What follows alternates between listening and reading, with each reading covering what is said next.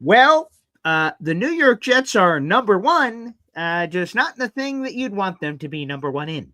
We'll talk about that. We'll have some special guests. It's Easter. Happy Easter to all of our Boy Green Daily listeners and viewers out there. And let's get this party started, huh? Oh my gosh, it's morphin' time! To me, talking New York Jets is my superpower. Boy Green Daily starts now. Wow! Boy Green, Boy Green Daily, Boy Green Daily, Boy Green Daily. You're talking just football, man.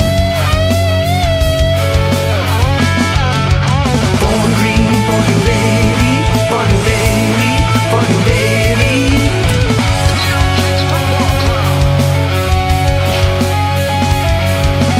Offense, defense, special teamwork, Jets football with Boy Green. J-E-T-S, Jets.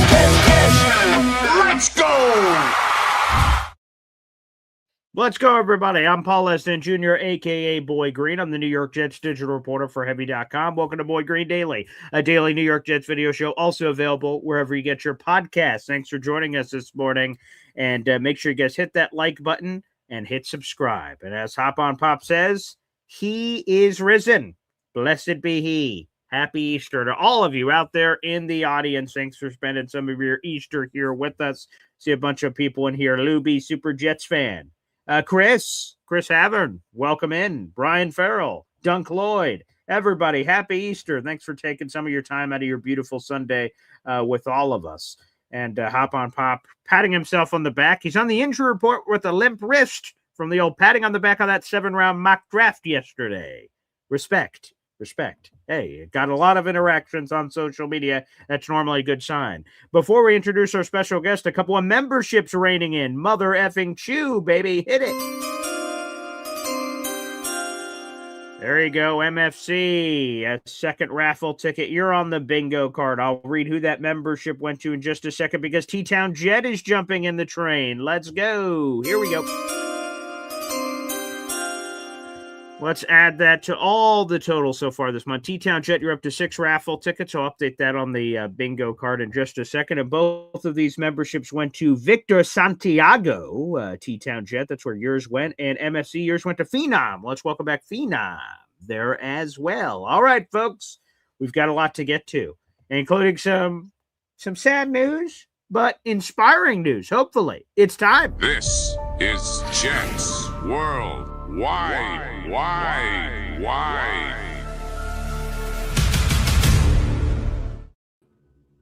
Boom shakalaka. There you go. Well, the Easter Bunny's here. Congratulations. First off, happy Easter to both of you. Johnny Boy joins us for audio-only listeners. Snowball. It's a JWW takeover here on the program. And I want to give you guys a hearty congratulations. I was telling you guys before the show, you guys are now officially monetization eligible, which some people think you just get to 500 subscribers and boom, the Easter Bunny's here. Well, there's all this other hoopla you got to get through behind the scenes. So super chats and memberships and everything else. So, boys, absolutely. Congratulations on all your success. Thank you so much. We really appreciate it, especially to all the people who are actually channel members now. That was a nice thing to see. And all the people who have supported us since the beginning, we really appreciate it. Thank you so much. Hey, real quick, what is your membership level called? And can you give any plugs right here, right off the top rope on the channel? Go ahead. Happy Easter to everybody. First off, Yes. BG, thank you so much for having us on a beautiful Sunday. It's supposed to rain super bad over here today, but was able to have fun. Kids, is Easter. Baskets are ready when they wake up and all of that. Great. So happy Easter to everybody. Yes. So we have memberships now, which is awesome, right? And we call it the Worldwide Jet Setters. Big shout out to everybody so far that's already a member here with us. I mean, you are a member, BG. Sure. I mean, you dropped some membership purchases for other individuals. Phil did, Jake did. Yep. Am I missing anybody else? Snowball? Macho, right? Did Macho jump in? Macho as well. So Nick Shine. Yeah. Yep. So big shout out to you guys. But yeah, we are going to have different types of tiers at some point. But Okay, cool. We're right now, it's the very beginning of it. We had Sure. no idea that there is so much stuff that comes with it. Oh boy. We didn't know. We were both of us, I think, when was it? I think April Fool's, when we got the green light to be able to become member. Well, That's funny. to get to that To have membership. part. Yeah, man. And me and him were like, click, click, click, click. Yeah, What is this? So yeah. but thank you, man. Of course. It's awesome. It's been great. And you've been a huge help to us too, man. So we really do appreciate it. No. It's all you guys. Again, you guys deliver the content. Again, you build it, people will come, and people certainly have come. So congratulations again. Happy Easter, everybody. And for audio-only listeners on the screen, that's youtube.com/@JetsWorldWide, all one word, Jets Worldwide. Feel free to show your support. There's a lot to get into here, boys. And as soon as this happened yesterday, I'm like, yep, that's the topic of choice, because it sort of has the perfect balance of some nostalgia in a good and bad way, and it's just sort of topical in nature. I will be candid. I'm not a big hockey guy. I'm not. That's not normally a pool I swim in or a frozen lake I stand on, whatever is the proper way to describe that. However, the Jets have been tied for a long time with the Buffalo Sabres in terms of futility. And yesterday, the Buffalo Sabres ended their 14-year NHL playoff drought when the New York Rangers beat the Detroit Red Wings, and that punched Buffalo's ticket in. And not only are they in the playoffs, they have a chance for the hockey people in the audience as the number one seed in the Eastern Conference. But we'll save the hockey talk for a different show. But that now means that the Jets are the sole first-place possession owners of the longest playoff drought on this continent. Now, it's about, and Rich Cimini talked about this, for when the seasons are. For 8 or 9 months of the year, the last bunch of years, Buffalo and Jets have been tied. But because their seasons run the way that they run, if Buffalo would have missed the playoffs this year, they would have then retied the Jets again at 15 years, because that is how long the Jets playoff drought is. They have not been to the playoffs since the 2010 season. It was the year 2011 was the last time they were in the playoffs. So now they're back in first place. And I want to ask you guys this, because we can sort of layer this conversation. When you hear that, the Sabres punching their ticket, their fans are going nuts on social media. And I just want to say this off the top rope. I have no ill will towards the Buffalo Sabres. Buffalo in general, sure. Yeah, screw them. Yeah. There's a lot of things I hate about the city of Buffalo and the damn stupid Bills. But no, in terms of the Sabres, I have no ill will towards them. Their fans are celebrating crazy. I was on the Syracuse Mets broadcast last night, and the lead play-by-play voice for the game yesterday is some guy named Joe Puccio. Pooch, and he's a diehard Sabres fan, and he was losing his crap behind the scenes when he got the update that they made it in. And I heard him celebrating like a schoolgirl, and I just said, man, that's going to be us one day. So I have no ill will towards the Sabres fans. But what's the bring us inside the head of Snowball and Johnny Boy here? What's the emotions when you hear that the Sabres, ended their playoff drought? Now the Jets, in all of North America, the Jets have the longest playoff drought of any of these major sports. The first emotion is what? Shit. Fuck. Literally. Curses. Because that's it. This MFC, where did he say this? Oh, yeah. So he brought this up before the show even started. I was hoping the Sabres would never make the playoffs just for this exact reason of this very show topic that has happened since it's been Buffalo Jets, and now, obviously. So it turns into like same old Jets, right? Again, Sure. Bottom of the barrel, right? Yeah. Just scraping the floor. But at first you're like, damn it, why? And then you go, obviously, like, it's got to be us, right? Next, it's got to be us, because Sure. Aaron Glenn said it, right? He's going to turn us around. Now we have the leader taking us to the promised land. So all these things coinciding, right? It's got to have something to do with it. Think about like 1986 when the Mets, turned it around, right? They made it to the World Series. Yes. So Jets, we're going to do it too. It's us. It's got to happen. So I think hearing the news that the Sabres are now in the playoffs, you gotta believe that momentum is just gonna in the New York area is just gonna like come to fruition and just take us into the playoffs. So I hope now. The mental state is hope. Has to be. Yeah. I think it just sort of says it's possible, like not that, like, I mean, I guess we always knew that it was technically possible, but to see another one of us losers do it, like, oh, wait a second. Hey, now this could be possible. Go ahead, Johnny boy. Yeah. So I see that and I'm like, damn it. They're going to, it's going to be put on Glenn. And you guys know that, right? Now, Glenn is the coach. Glenn needs to, you guys are the only team that hasn't made the playoffs and the North American continent, and you have to do this and blah, blah, blah. Yeah. But then I'm like, it's Easter. And the great gift of Easter is hope.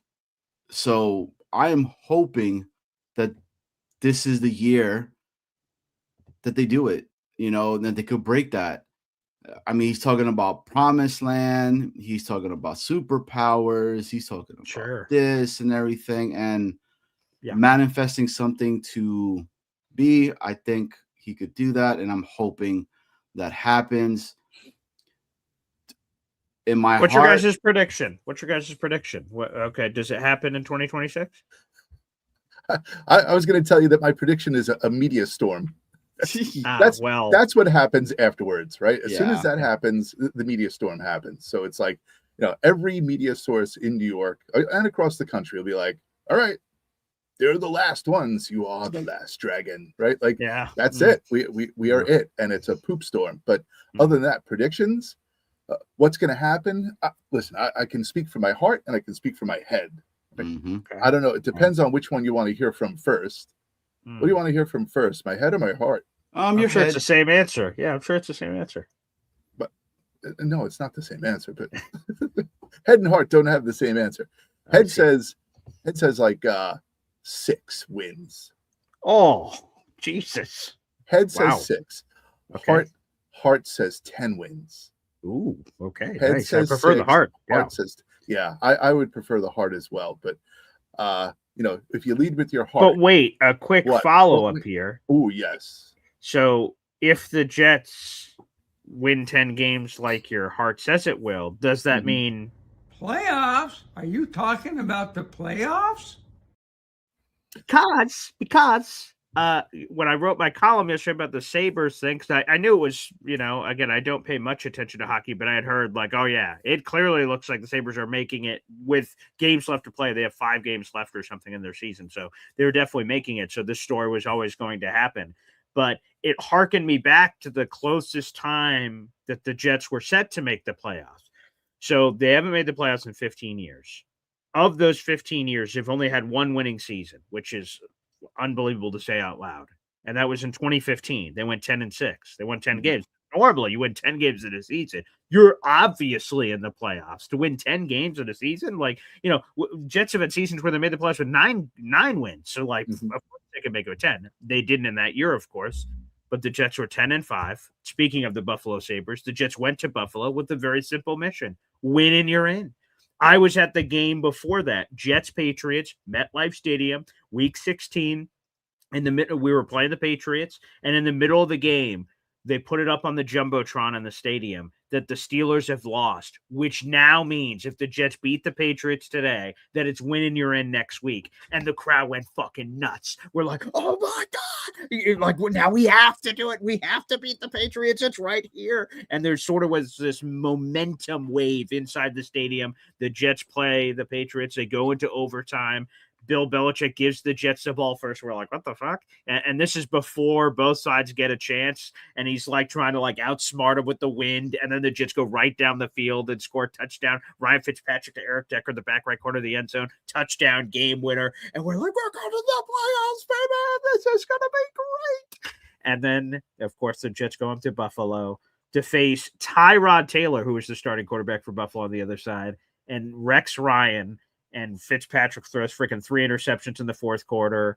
And oh my God, Ken Hopkins, the wide receiver, dropped what would have been a bomb that also would have won it for us in that game. And devastation. And so that's the place I went to when I heard this news. It was like the devastating part of like, we were so close at one time. We hadn't really been close since. I mean, 2011, that was, I think, the year that the Jets were 8-5 with Mark Sanchez. And then we played the Giants around Christmas, and then the crazy Victor Cruz game. And then we all imploded. Giants went on to win the Super Bowl. And then it was definitely that year. And then the Jets continued their very long playoff drought since. So there's really only been 2 times that were close. 2015 was the closest because it was simple. Win and you're in the playoffs. So it harkened me back to that very painful memory.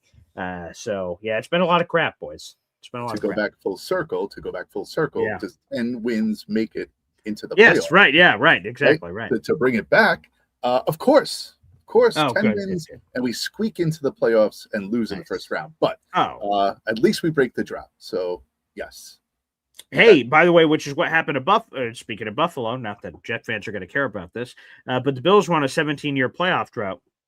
They finally make it, and it's not the same. I was going to compare it to the Sabres, but it's not. Like, they needed a bunch of help, basically. They needed, it's sort of like 2009 for the Jets, where they needed 20 things to happen, and they all happened, and they made the playoffs. So they made the playoffs, and Bills people are going crazy. 17 years, this is beautiful. They went down to Jacksonville, lost.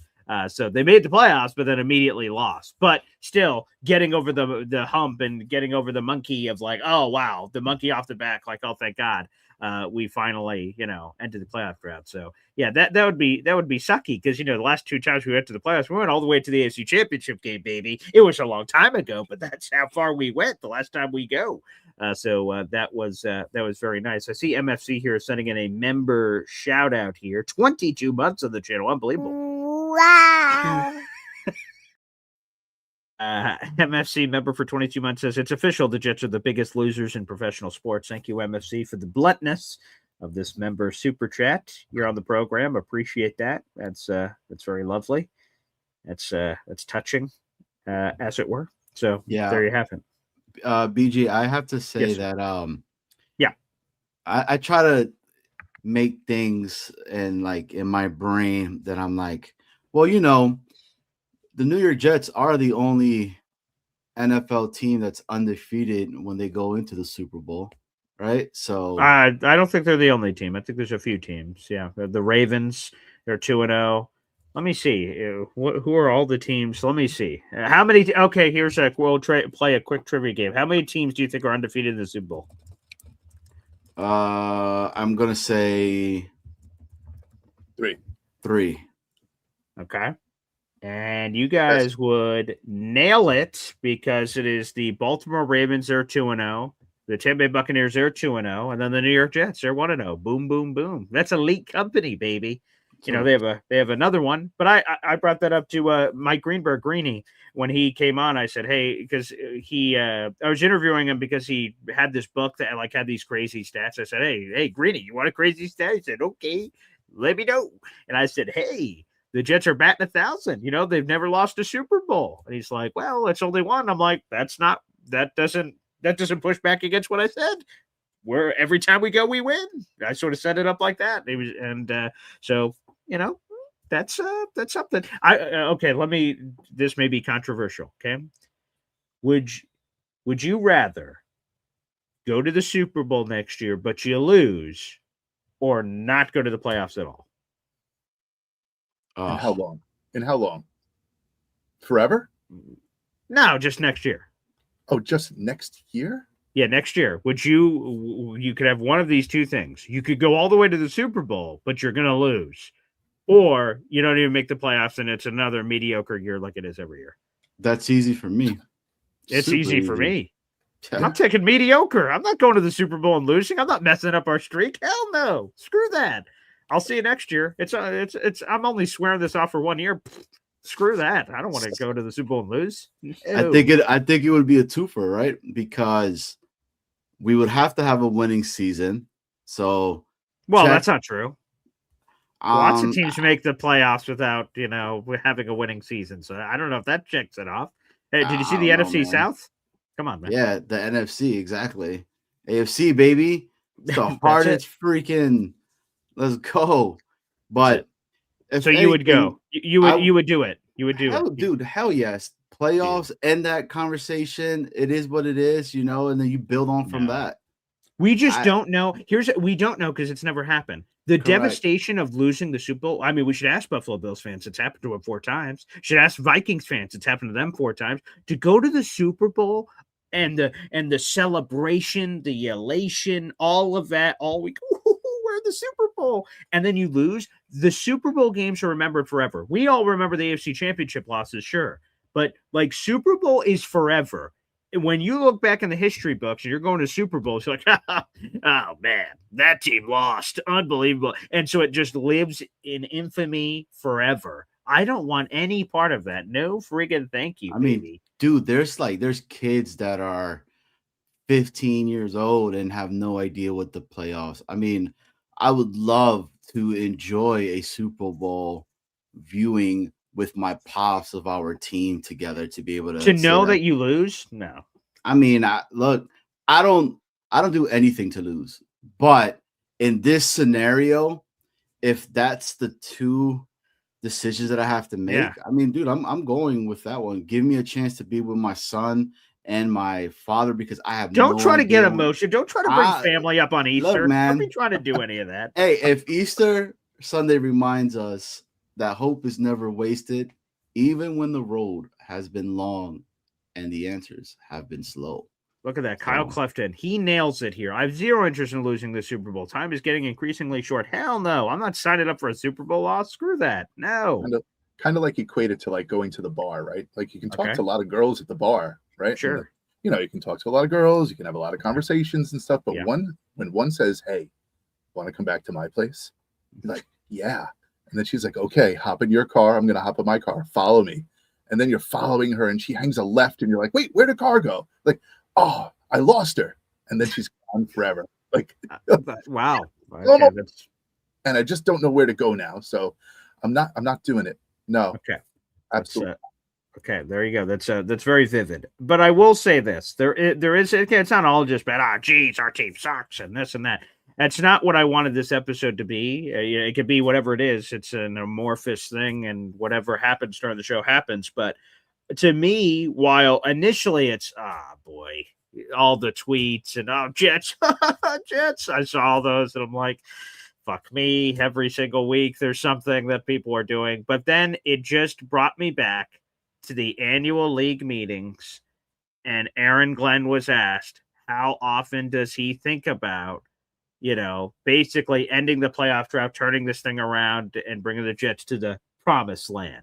And this is what Aaron Glenn said. I'm going to make it a good one. Come on. All right. Here comes the heavy hitter. You going to take his spot? Yeah. You spoke when you got hired, got unfinished business with the Jets. Yeah. The Denver game and your memories. That's big picture. I know you're focused on day to day, what you're doing, but how often do you reflect on, like, I want to end this playoff drought, I want to get this team to the mountaintop? How often does that come into your mind? Every day. There's a couple of things I think about on a daily basis. Number one, I think about the players every day, and I think about and I really think about this. Now, this is not just Coach speak. How do I utilize every player that we have on this roster to help us be successful? And then 2, what are the things that I have to do to make sure that, man, we get over that hump? Because I've been a part of it, and there's no better feeling in the world than, okay, so we were downtrodden for a number of years.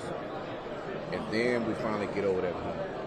And now we're moving. But then again, so now how do we keep that sustainable for years to come?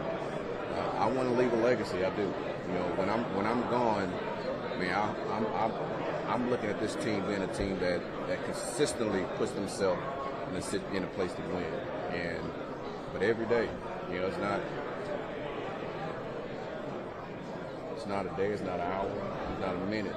I don't think about that. And I look forward to trying to make that happen. I really do. Any question, right? See, like to me, and I know there's a lot of Aaron Glenn haters out there in the audience. I don't know how you hear that and see that, hopefully visually, where he's tearing up, his lip is quivering as he's just sort of marinating on all the thoughts that he came back here and he wants it so bad. How do you hear all of that and not want this to be the guy to lead us out of this very morbid, dark period and get us saying, Who wanna fly with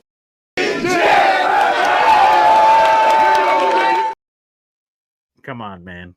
Come on, man. How does that not make you feel like that? And BG, I have to say kudos to you for showing that, because so we actually took that on the show and we had that and we talked about it, because for me, out of everything that was said. And what show is that, by the way? Jets Worldwide, baby. Friday night, 7:30 p.m. Come check us out. The coffee's kicking in. Johnny Boy's ready to rock and roll. Let's do this. Easter Sunday, Boy Green Daily, Jets Worldwide takeover. You know what time it is, but I have to say.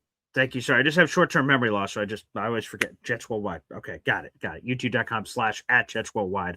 Wide. JWW. Got it. Okay. Anywho, go ahead. Sorry. Yes. But yeah, but but talk about it on the show. Yeah. I appreciate you saying that, because and putting that entire clip out, it's not being clipped out enough. It's not being put out there. And how can you not want a guy that knows the pain, that feels it? This man says every day, every hour, constantly thinking about that to get the New York Jets to the playoffs, a winning season, to the mountaintop of itself. Dude, when's the last time you really heard any other coach say that?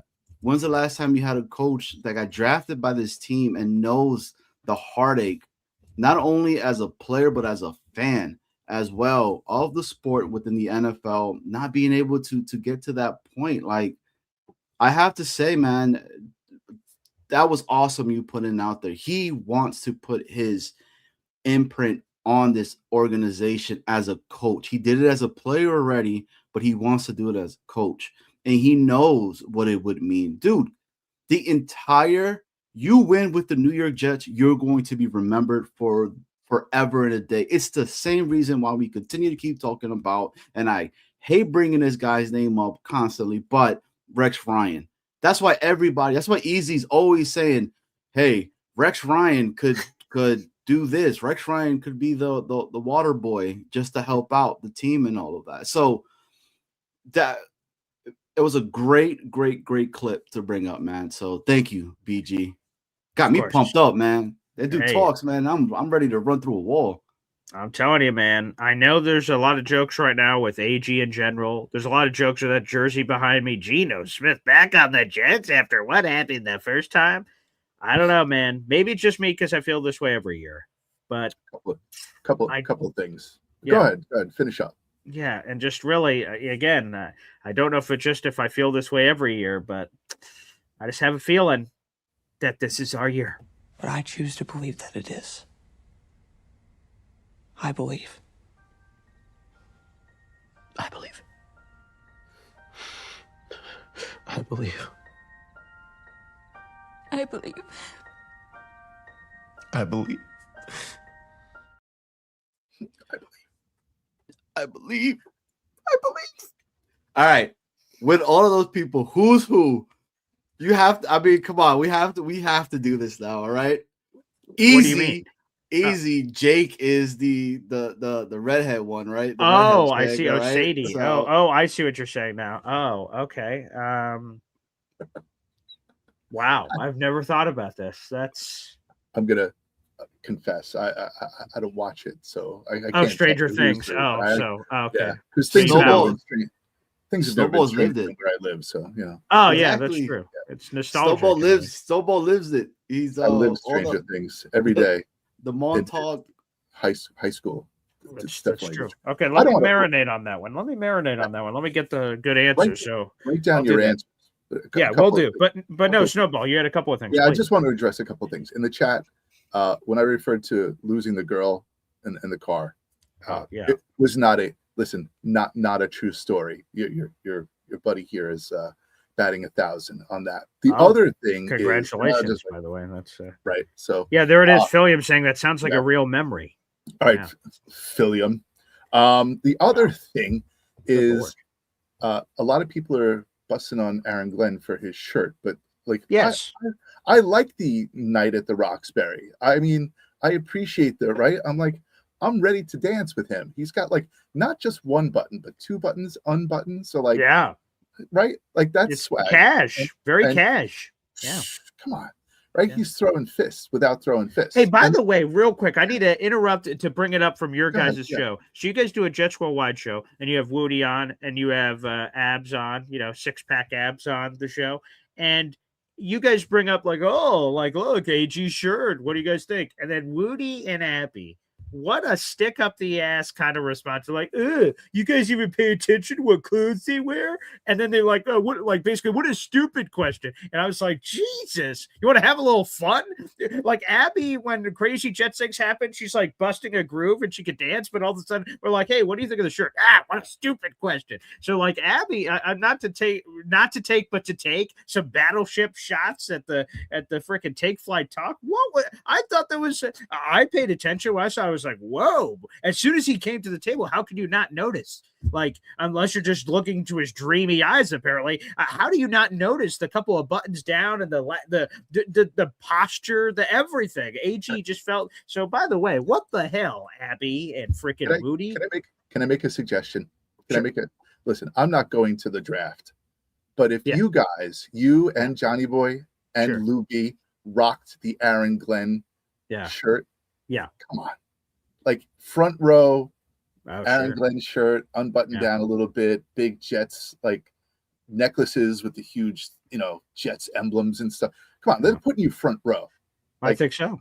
It's got to be. It's got to be. But so the Aaron Glenn shirt, stop busting on his shirt. I love the shirt. The other thing from look at that fandom saying, "What's with the pirate shirt?" Come on, man. Pirates are badass. What are you talking about? Right. Yeah, come on, Pirates of the Caribbean. That was a great thing that happened. I want to like probably re-rack those. I haven't watched those in a long time. I've been trying to look like Meatloaf forever and a day. Give me Ruffles, baby. Let's go. Be a pirate. You wouldn't be a pirate.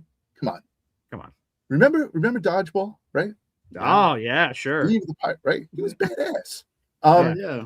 And he got shamed like, oh, you should be a party boy. It's like, all right, I'll just be a normal guy. And then he's like, you gotta get it. You gotta get it out. And he's like, I've always been a pirate. And then he's back to the pirate. Yeah, it's a very emotional story. Wow. Dodgeball, the true American underdog story, not a movie reference. I thought that'd be brought up here on Easter, but blessed be he. So great. Bingo card. It's there. The other thing is, from that interview, I want to know if there's a referee at every table. Yeah. And you'll have to take a look back and actually see what I mean. Yeah. And the quote that he actually said, right? Every day, every hour, every minute, he thinks about it. And how can you not? Because a man who is the head coach of the New York Jets, who hasn't won a playoff game in 15 years and is every day opening up the newspaper or looking online and seeing that quote, and then seeing that stat, and now the Buffalo Sabres, again, bringing it back full circle, make the playoffs. And you're sitting there like, oh, I guess we got to do it this year too. So you have to believe the quivering lip and the tear, I believe, was real and emotional, and it hit me heart center. And he's the guy cares, right? He cares about. I'm sorry if I made you cry, Paul, but please find a tissue and right. Come on, who's cutting onions? So sorry, but please. The guy was and still is one of us. He came back. Think about it. One of us. He came back. Demario Davis came back. Gino came back. Yeah. It's the trio. It's the Three Musketeers. That now the pressure is on him to make it to the playoffs. Yeah. And I don't know how you interpreted Promised Land, but how can you not say Super Bowl when someone says Promised Land, right? Yes. You have to think Super Bowl. Yes. And for the people who are backtracking and saying, oh, he meant playoffs or he meant this. No, didn't mean that. Promised Land means Super Bowl to me. to any Jet fan, promised land means Super Bowl. And listen, if lightning comes down and strikes the New York Jets and makes us capable of making it to the, and I am not saying we are making it to the Super Bowl this year, but if there are miracles on Sunday, Easter Sunday, I'm talking about it. Okay. Yeah. If a miracle were to happen, then man, like just put the statue up right there and then. But I think he was talking about the playoffs, you know? No, I think he was just talking about the Super Bowl.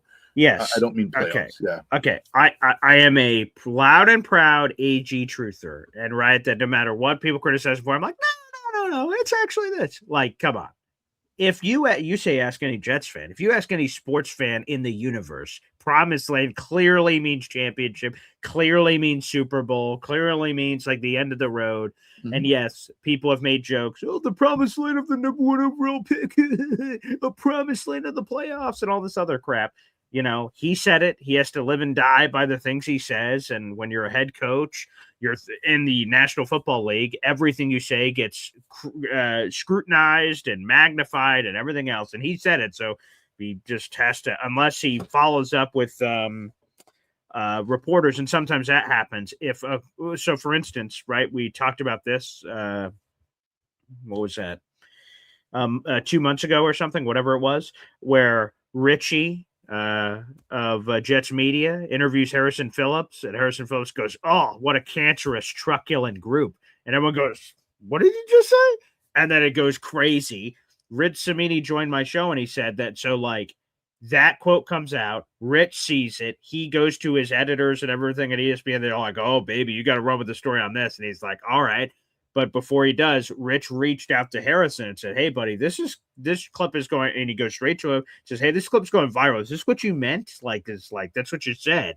And they had a healthy back and forth. And then Rich still had to run with the story because of the quote, but he included extra stuff from Harrison that he shared after that he thought was this way or that way. So again, AG could have done that from everything I've seen so far since this clip has gone viral. AG has not done any follow-up clarification, so he's leaving it as it is. But yes, clearly that means championship, Super Bowl, and all this other stuff. And I misread the super chat earlier, and people thought I was misreading it on purpose, but no, that's why I wear glasses apparently. So let's bring up this member super chat here from R&R.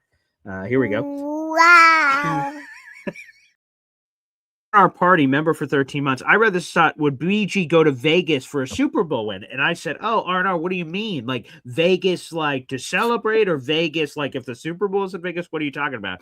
And then they said, "Oh, Paul, you're misreading it on purpose because it'll be held against you." And I reread it, and I'm like, "Oh, vegan. Oh, vegan. That would be a no." I would not, if the Jets won the Super Bowl, I would not suddenly go vegan. Now, if you're saying, would I become a vegan for the Jets to win the Super Bowl? I would do unspeakable things for the Jets to win the Super Bowl. I mean, it should probably be clear with Boy Green Daily, but like I do a New York Jets show every day of my life, at least one.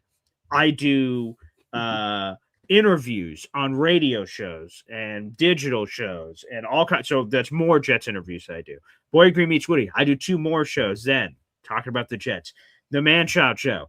Mondays, Wednesdays, more live shows, a weekly interview talking to Jake Asman. There's another Jet show. So like every day of my life, if there was no camera on me, I wore Jets yesterday. I had a Jets hat, Jets shirt, Jets jacket, Jets underwear for those that were curious, Jets pants, brand new Jets shoes. Shout out to my beautiful fiance. I have brand new Jets shoes that I was able to wear. Finally, the weather broke. So like I would wear Jets and talk to Jets about anyone for the rest of my life for free. I'm blessed that I get to do it in this platform.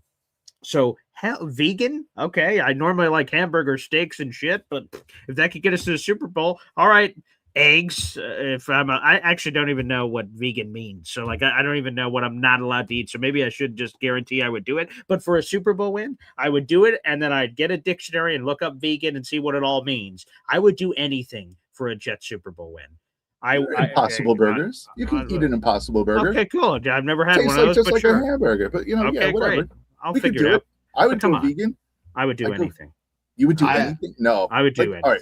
What's the furthest reach that you would go? Like, no, I don't even want to talk about that because that would really be like not on YouTube. Yeah, this is going to go very dark very quickly. I mean, again, there's really almost nothing I would do. Okay, let me ask you a question. Would you do this?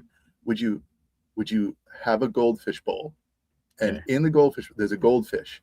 Would you take the goldfish out of the goldfish bowl and put it on the table and watch it die?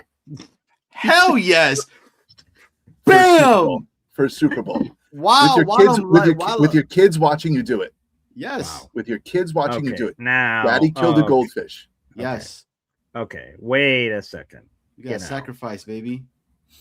Okay. Now we've gone to a so you try to figure out where your line is. Yes. If I would have to do that for the Jets to win a Super Bowl, pull a goldfish out of a bowl, put it on like a countertop where I would watch it die. Mm-hmm. And I had to do that with watching. my kids watching. Yeah. I not only would I do that, but I would grab out the rest of the fish's family and also put it on the table because the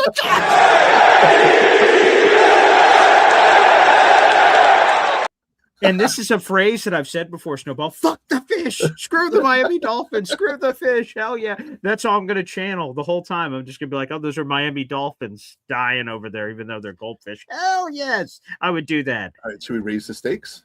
Okay. Let's keep going here. I guess this is getting intense. No, I can't go there. I've read this super chat or this member shout out completely different. And I was like, I think I already was there. I think I've been there.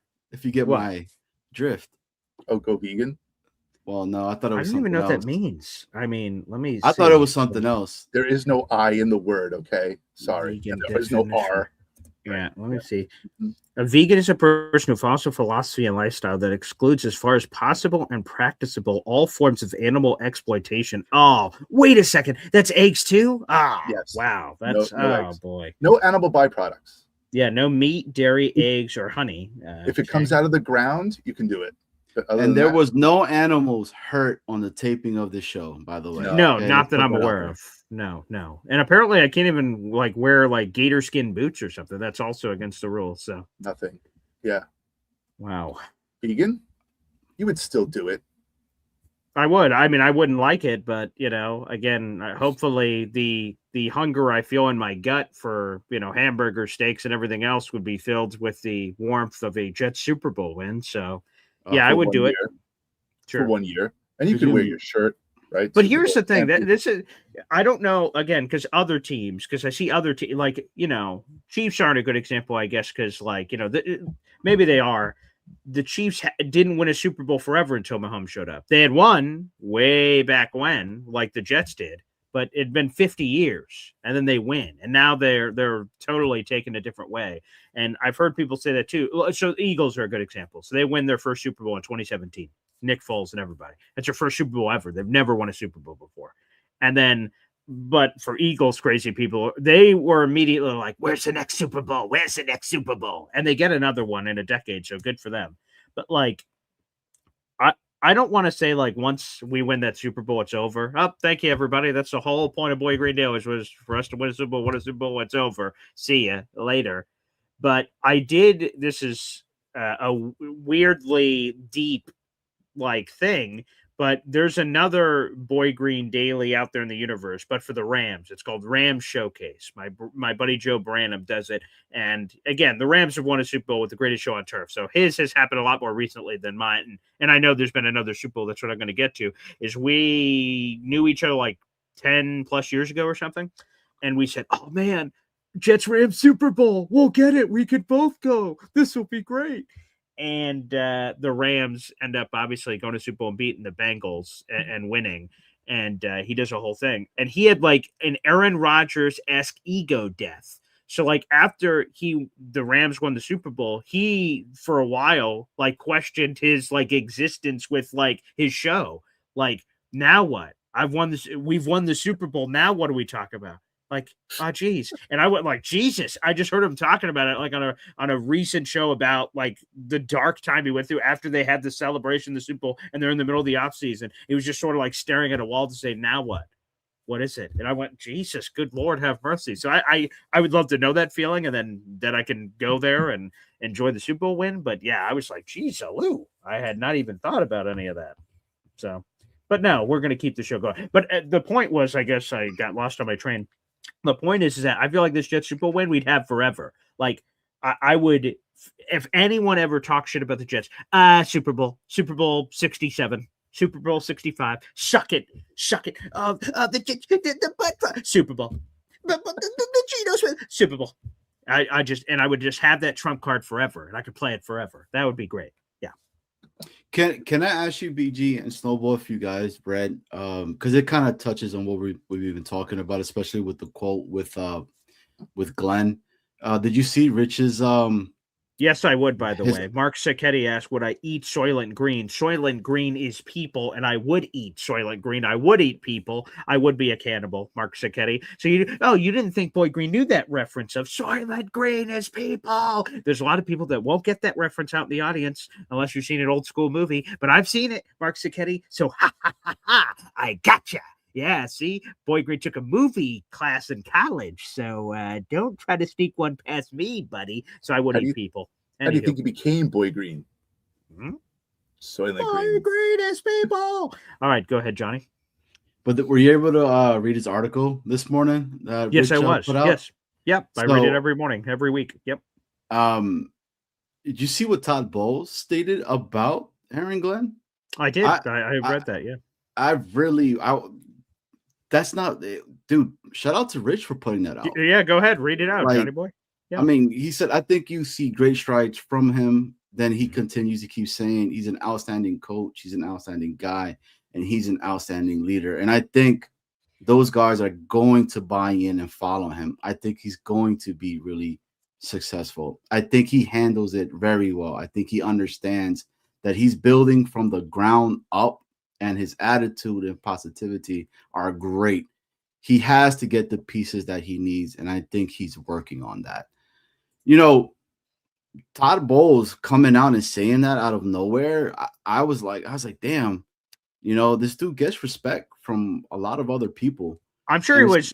Just the only thing I would add is I'm sure he was asked. I don't think, like he did his coach's breakfast and said, hey, let me just make a quick statement on New York Jets head coach Aaron Glenn. So like it's out of nowhere in a sense that it's random, but I believe that was from the coach's breakfast where he was at, because all the Jets coaches, NFC coaches were first. For people who don't know, at the annual league meetings, NFC coaches were on Monday, and then the AFC coach were on Tuesday. So the Jets beat is already there, but they have nothing to do on Monday. So they just went to the NFC breakfast and talked to like Brian Schottenheimer, NFC coach, Mike LaFleur, former offensive coordinator, Todd Bowles, all these former Jet guys. They just, in that their 30-minute session, they asked him Jets-related questions of throwing it in there. So that's the only thing. And Todd Bowles, I believe he was on the Dallas staff when Aaron Glenn was there as a player. So they crossed over once back there in his playing days, I do believe. But no, it's still quote. I just wanted to get the context. Because I think it was more based about the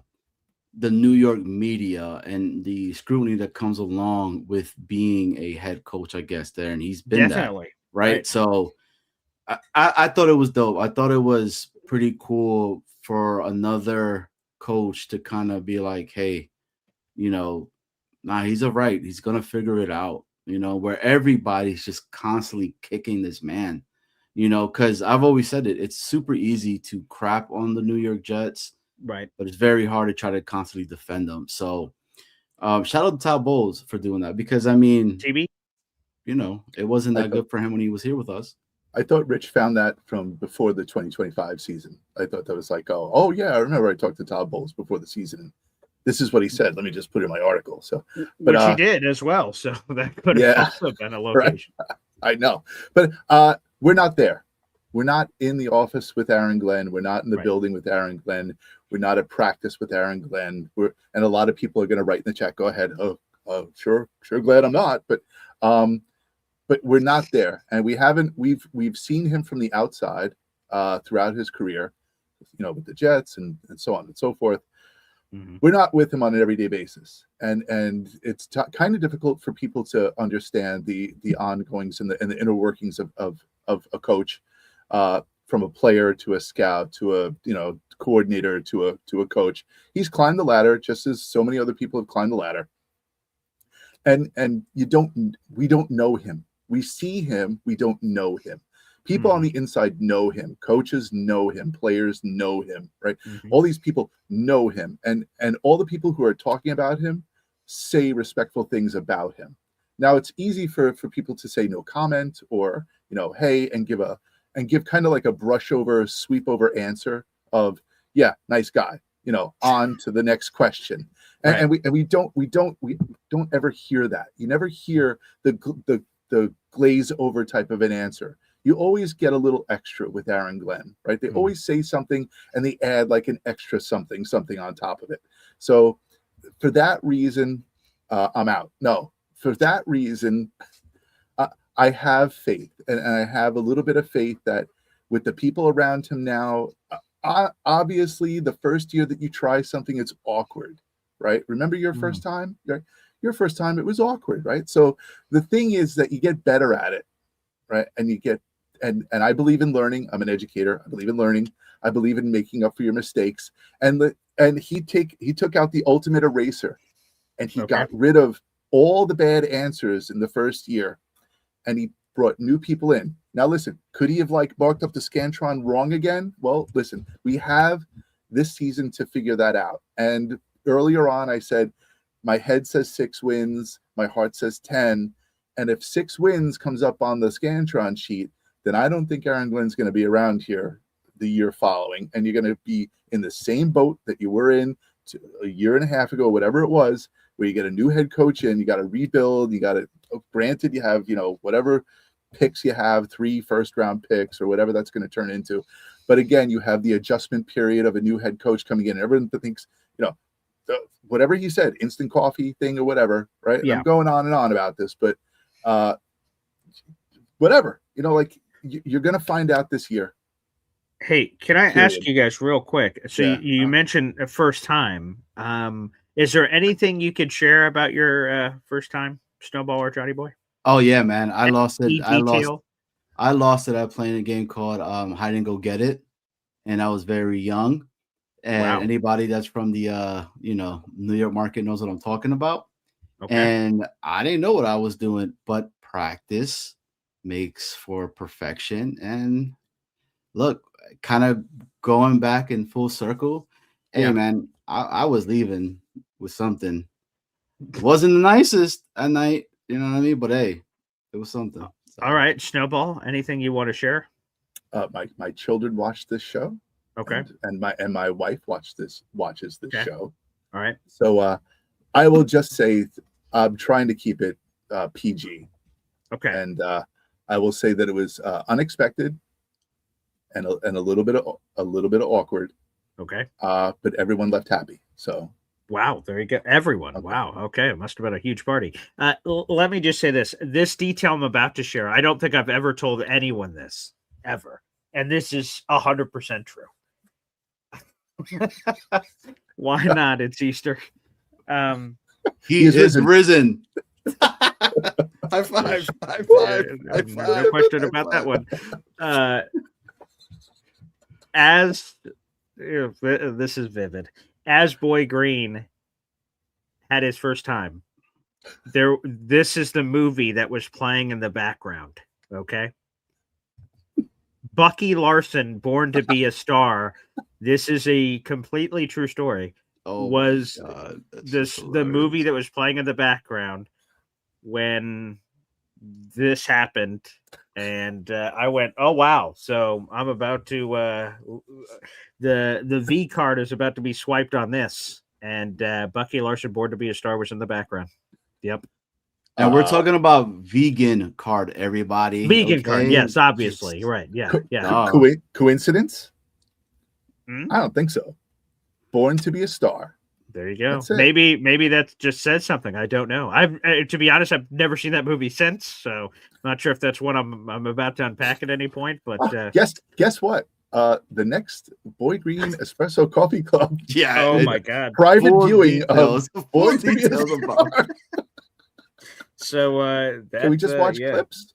Okay. Yeah. There you go. Another incentive to join the Espresso Club. Oh my God. Yeah. There's more details from that story. I guess I'll save for the Espresso Club. That is, wow. Was that on the big old card today? That was not. Nor was sharing that story. Yo, dude, and then your my mom mother, just popped up. my mother's in the chat. Good lord, child. Whoops. Well, I guess everyone watches this show. Oh, is that on VHS? Yep. Do your parents own a copy of that? Oh boy, where is Hop on Pop? Oh boy, you know he was like, my son. Yeah. Maybe, or maybe not. Maybe not. The fruit of my loins. Someone's loins happened that night. That's for sure. And that item was checked off on the bucket list. So, yep, that's when Boy Green lost a V card. Thanks for chiming in, Mom. Super chat coming in from Chef Kevin Gilbert. Let's quickly try to get some of this action going on. Wow. Wow, indeed, Soraya Luna. Wow, indeed. All right, let's add this to the pile here. 3 raffle tickets for Chef Kevin Gilbert. He says, picked a great day for AG Truthing. Happy Easter. Salute. Oh, isn't that beautiful? Johnny boy, response? Yeah.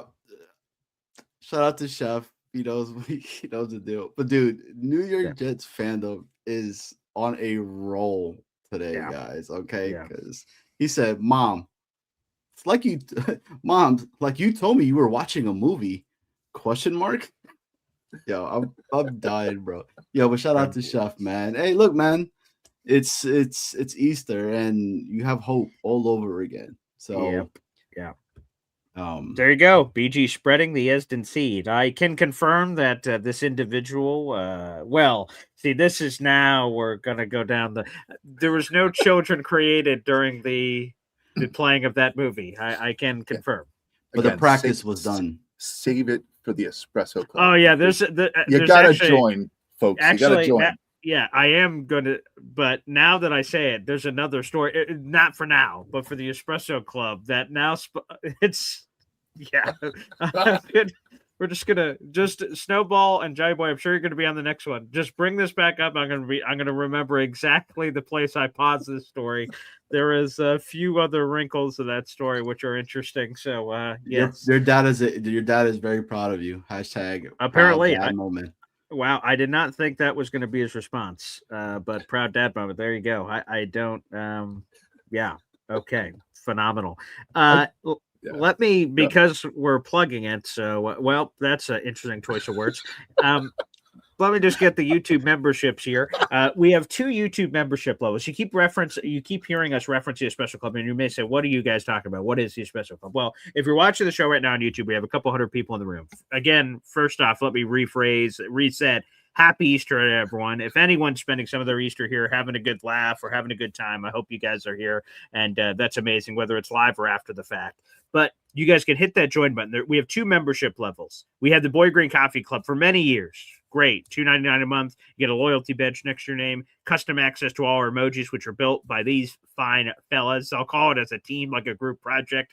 Like it's I'll just frame it there, and you guys can have it as much for everyone that's a part of that group for creating all the custom emojis on this channel. Early access to new videos. We actually have a lot of big interviews coming up. Recently retired quarterback Chris Streveler joins us draft week, so we'll have Chris Streveler live on the show. That'll be a lot of fun. The former Alabama offensive coordinator that coached Ty Simpson for 2 years, I'm having a conversation with him on Monday night.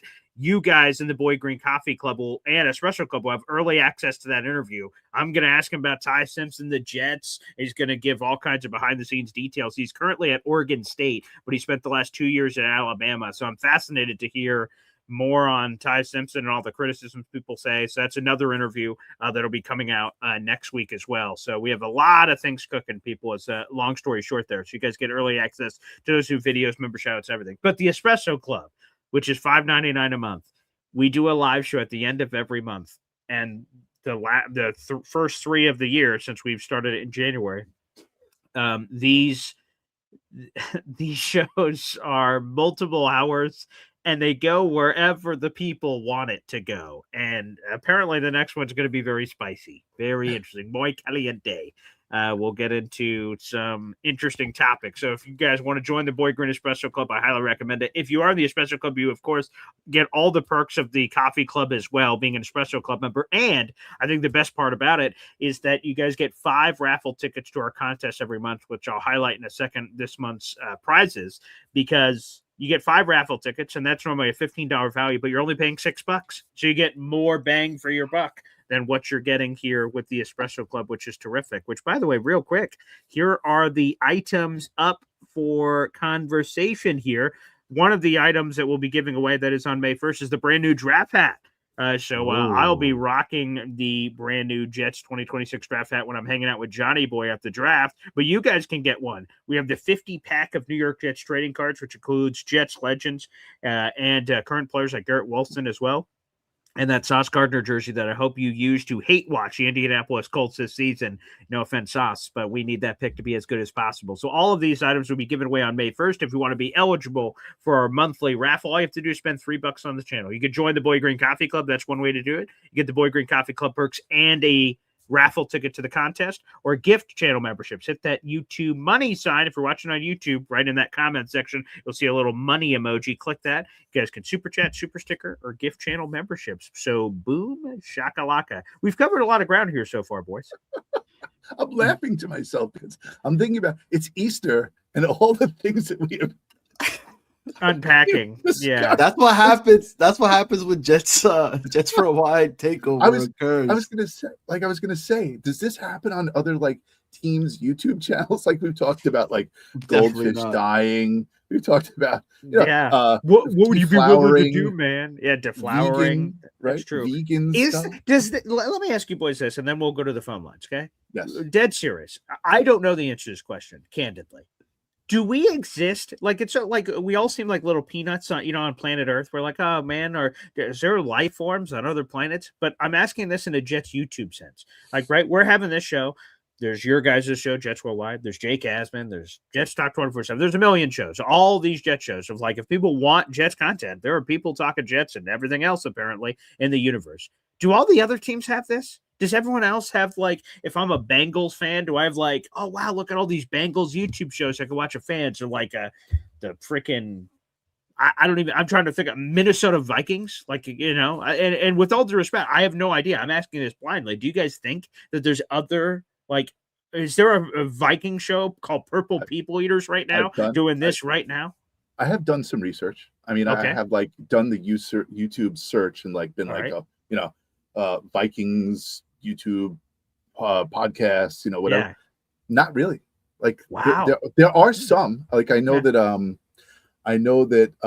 what's his name? Neutron. Some guy last name Neutron. He's a Vikings YouTube guy. So he's a part of it. I've seen him for Vikings. There's like some kind of Bolt guy for the Chargers. Like I've seen him. There is the Colt guy for the Colts. Oh yeah, right. He sings the song, right? He sings the song, right? So like there is one or two, I guess, per team, but hands down, man, the Jets have to have the most like on YouTube. Yeah, because I've randomly seen a Jaguars guy. Like, I know one Jaguars guy that's there, and it's like dad and brother show up and stuff. Like, I just randomly tuned in for a Jets Jaguars thing. For some reason, I stumbled into it and went, whoa, okay. And this guy had a lot of followers, and I was like, wow, okay, there's a Jaguar show out there. But I didn't, like, I just sort of thought about it, like, that we all think about the greater, right? We're in the small Jets bubble, but, like, are there others? So apparently not as much, nearly. That's interesting. What do you think, Johnny Boy? Or do you know? Maybe you did research into it. So I've done the same thing. And to Snowball's point, there's like maybe one or two, and that's really about it. There's a lot in Florida. I know that for a fact. Like the Dolphins have a whole bunch of different YouTubes. The Bucks have a few as well. And that's Buccaneers, really, and that's really about it. I mean, the Jags is the one guy, but that's it. The Raiders have one. I've seen Niners, of course, and the Steelers. But other than that, interesting. The Giants, the Cowgirls, and that's really about it. But it's not as crazy much as the New York Jets. Like, you have, I mean, dude, we could name a whole bunch of them, right? So you got Jake, you got, I saw Ricky inside here, so Ricky NY, Jets Worldwide, Nick Shine, Richie Stickers, Gunny, You have Dylan. You have, Jet Central. Yeah, Jet Afterburner. Central. Matt. Yeah, Jet Stock Afterburners. 24/7. Green Bean. Right. Matt O'Leary. His stuff. Danger Zone. Danger Zone. I mean, there's the Jets Ward. Oh yeah, that's the other one I was going to name. We're at 15 already. That's what I'm saying. Oh, Connor's show. Connor, yeah, Badlands. That's another one. 17. Yep.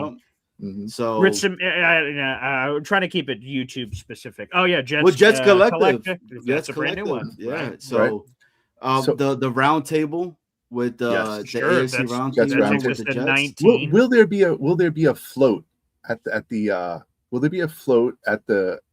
parade for the Jets when they win the Super Bowl of all the Jets YouTube people? Long Beach Joe. One collective Long Beach float. Joe. Right? That would be cool. Oh, Long Beach Joe. That's another good one, Mike. Thank you for that one. Yeah. Long Beach Joe, sure. Bobby Midnight. Sure. Yeah. That's Bobby Midnight. Yep. Okay. Right. All right. Now we're over 20. So, and that's just off the top of our heads. That's not research and nothing. So, that's interesting. Okay. There you go. Sure. Wow. All right. Well, folks, again, I don't know if these combinations of word sound I'm about to say have ever properly encompassed it more than it's going to say it right now. We've covered a lot of ground here on the show so far. So Macho Talk Sports, Frankie Macho Flatbush. Oh, Frankie, how'd I forget? Dude, I keep they just starting to. Well, because like for a lot of these, I think and with all due respect, maybe some people are going to be offended by this, but there's been shows and then spin-off shows, right? So like, there's I remember Frankie on Green Bean Show, and then Frankie now has his own thing, and like so people I've seen have broken off in that way of like Jets Chaos. Jets Chaos. That's another, and that's just YouTube. That's just YouTube. Like there's right. That's not even thinking. There's a bunch of audio onlys, right? Chris, our guy Chris Buckshot, I mean, what's her name? Court, right? Who started, and then Take Flight Talk. We 100% Take Flight Talk. Take Flight Talk. Yeah, you have the Woody thing. You have TFT. You have Abs. Yeah, 100%. We're in pretty good territory. I mean, dude, that's like 30 plus. That's crazy. Think about that. Think about that. Yeah. And I would say to anyone out there, again, every once in a while, I get an opportunity to join, like either go back to the college and say something to the kiddos, or if we're doing something like I join someone's podcast, they say, "Oh, well, Paul, you're so successful and handsome and rich." And yes. Of course, I'm all those things. Keep those compliments coming. But I think there's even like 30. That sounds like an insane amount. And I know Dave Briga says this all the time in the comment section. Yeah, there's 30 too many. He hates how many there are out there in the universe. But I would say, besides Dave, with all love, I think that if you have a compelling sort of something about you, just maybe the way you deliver, maybe just you're funny, you're interesting, you have a perspective, I think there's room for 31, 32, 33, 34. I don't think there can be enough. I don't think it's like, geez. Now, I know each individual only has so much time to give. Like for me, there's only so many Jet shows I can listen to. I try to listen to as many as possible, but there's only so many. But I still say, like, for instance, here's a great example, right? I had so many Jet shows I watch, listen to, and everything. And then the Jets Collective just got made up out of nowhere. Now that's appointment viewing. I have to watch it every week. So I didn't have time before, and all of a sudden I made time, right? So if a Jet show is compelling enough, I will make time and say, fuck it, I have to watch, or I have to listen to whatever this is. So I think that's the advice out there to the audience of people. Like Ricky took a long time before he finally made the plunge to do it, and now Ricky's got this rock star show, and it's awesome. Oh. Like, so don't see that alarming number of things go, well, I have no place. I waited till 2020 to do a Jets YouTube show because I said, there's just so many, and I thought there's so many at the time with like 3 or 4, however many there were. Don't let that deter you. Oh, Buffalo Jet fan. We definitely did not mention Buffalo Jet fan. The Addy Show. And I listened to right. Yeah. I listened to Locked On Jets in the morning. Yeah. Like before the BG show. Yeah. I mean, and look at that. Jay Reeves, the Glenn Truthers Unite show. He said he just started it. All right. Nice. Okay, and great. Look, I have to say this. It's a big shout out to the fan base, man. I mean, we are a fan base that is starving to have wins, and we stand by this team that you are able to have different flavors because, I mean, Snowball, you know, I've always said this, right?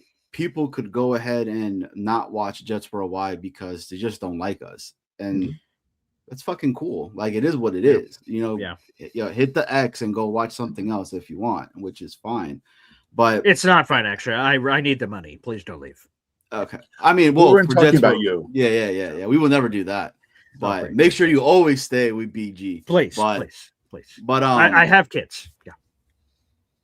But you know, what I'm trying to say is that there's different flavors for everybody. You know, because some people do it different. Some people like this type of style of show, or they'll like this type of style of show. So it all goes back to Bucky Larson, because there's only a few individuals that have watched that movie while listening to Marcus Houston, My Very First Time.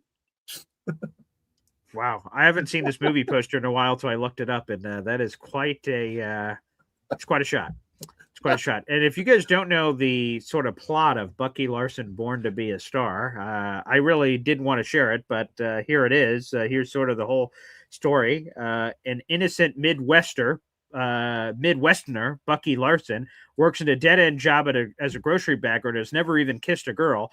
Obviously, his life is going nowhere. While watching a stag film with his buddies, he discovers that his conservative parents were once porn stars, convinced him that he found his true destiny. Bucky heads out to Hollywood to make it big in the adult film business, even though his qualifications for the job come up just a hair short.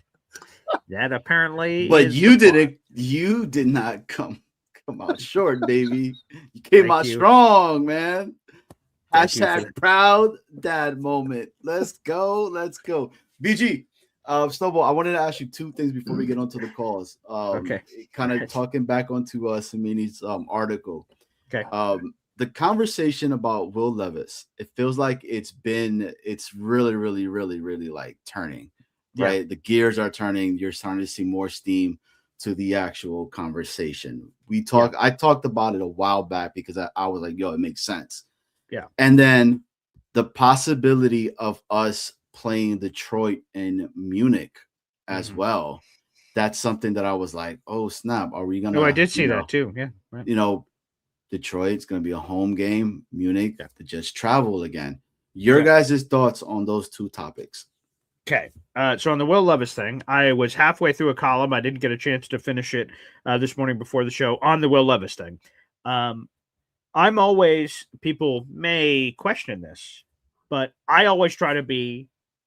Let me make sure I phrase this right based on all our other conversations today. Let me just re-rack the words in my head.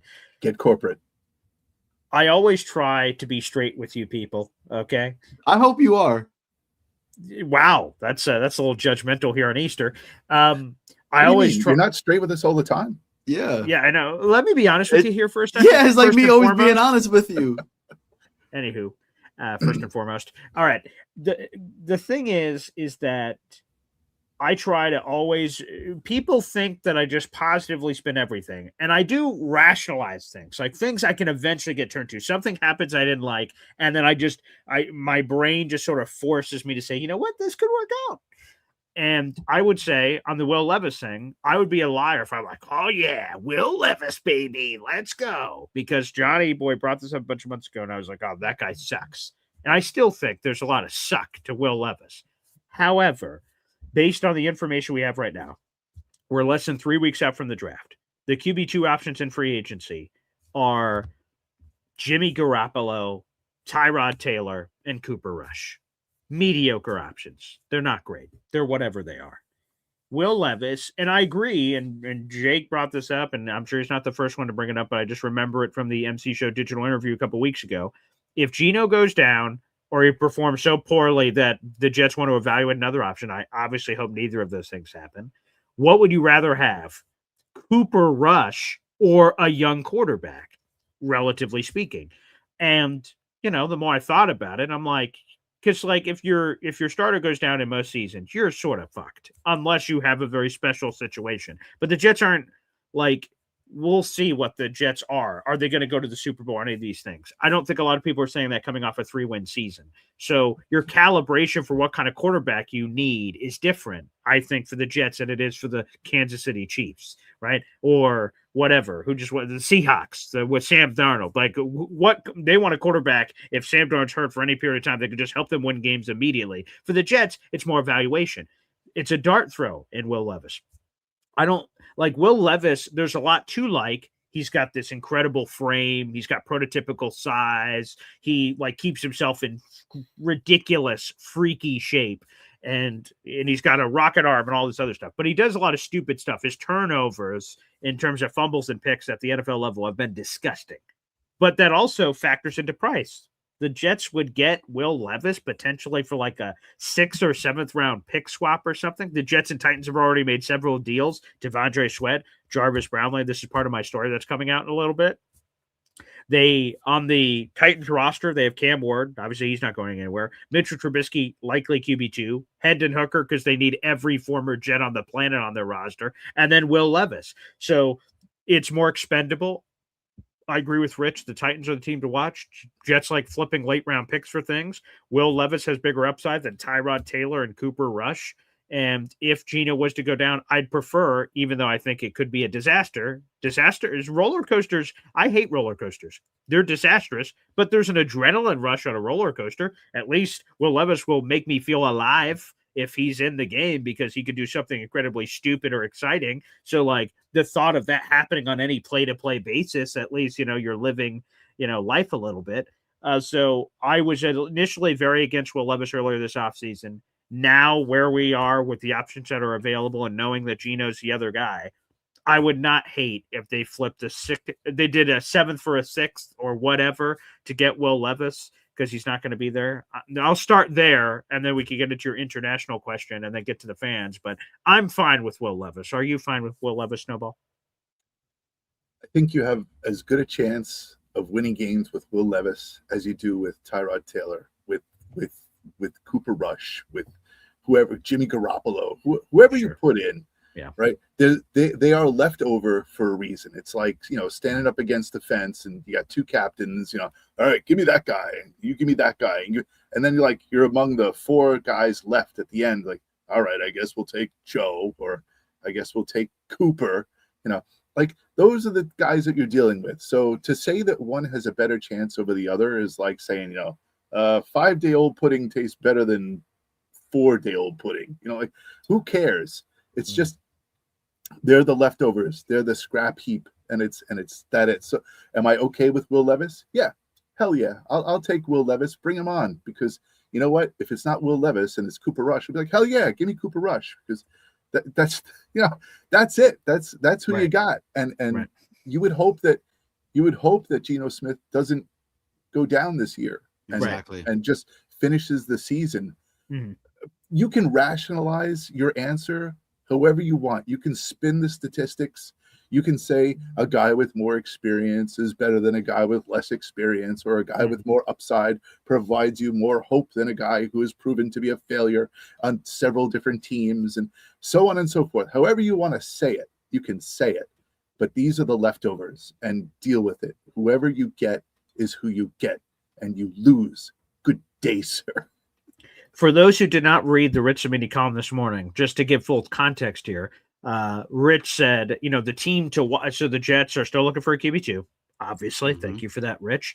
And that the team to watch are the Titans, who are overflowing with quarterbacks. Now, the Jets would have to trade for Will Levis. I'd be surprised if he gets cut. That doesn't make any sense. He's in the last year of his rookie deal. I imagine they could flip him for something. Again, I don't think the value is what he once was. He was once the 33rd overall pick. He was the first pick of the second round a bunch of years ago, but he had shoulder surgery. The good news is that he's healthy. Rich Cimini also talked about that in his piece. Will Levis had shoulder surgery during the summer last year, so he's had plenty of time to recover from this injury. And a lot of people said it was sort of just like they just sort of shut him down because like they're like, Cam Ward's going to be the guy. Let's just, it's surgery he could have or may not need. Sometimes we have decisions in life with injuries we have to have surgery or go with a non-surgery option, and you have 2 paths to pick.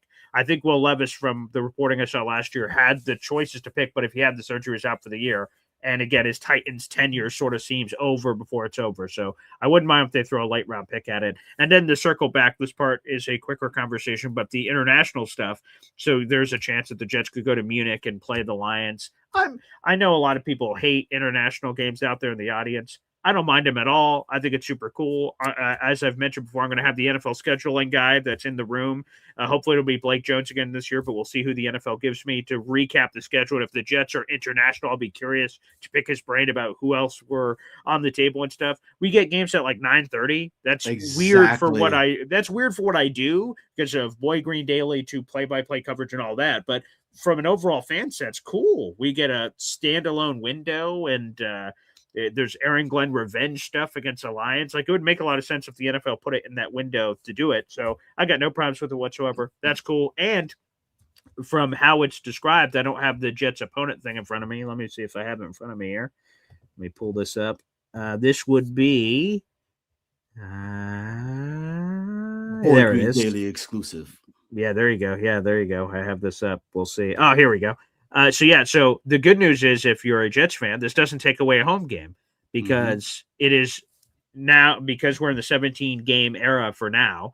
Some years you have 9 home games. Some years you have 9 away games. In this case, as you can see on the screen, and for audio only listeners, there are 9 road opponents, which means that international game would come at the expense of the other team, the Lions, quote unquote, home game, not the Jets.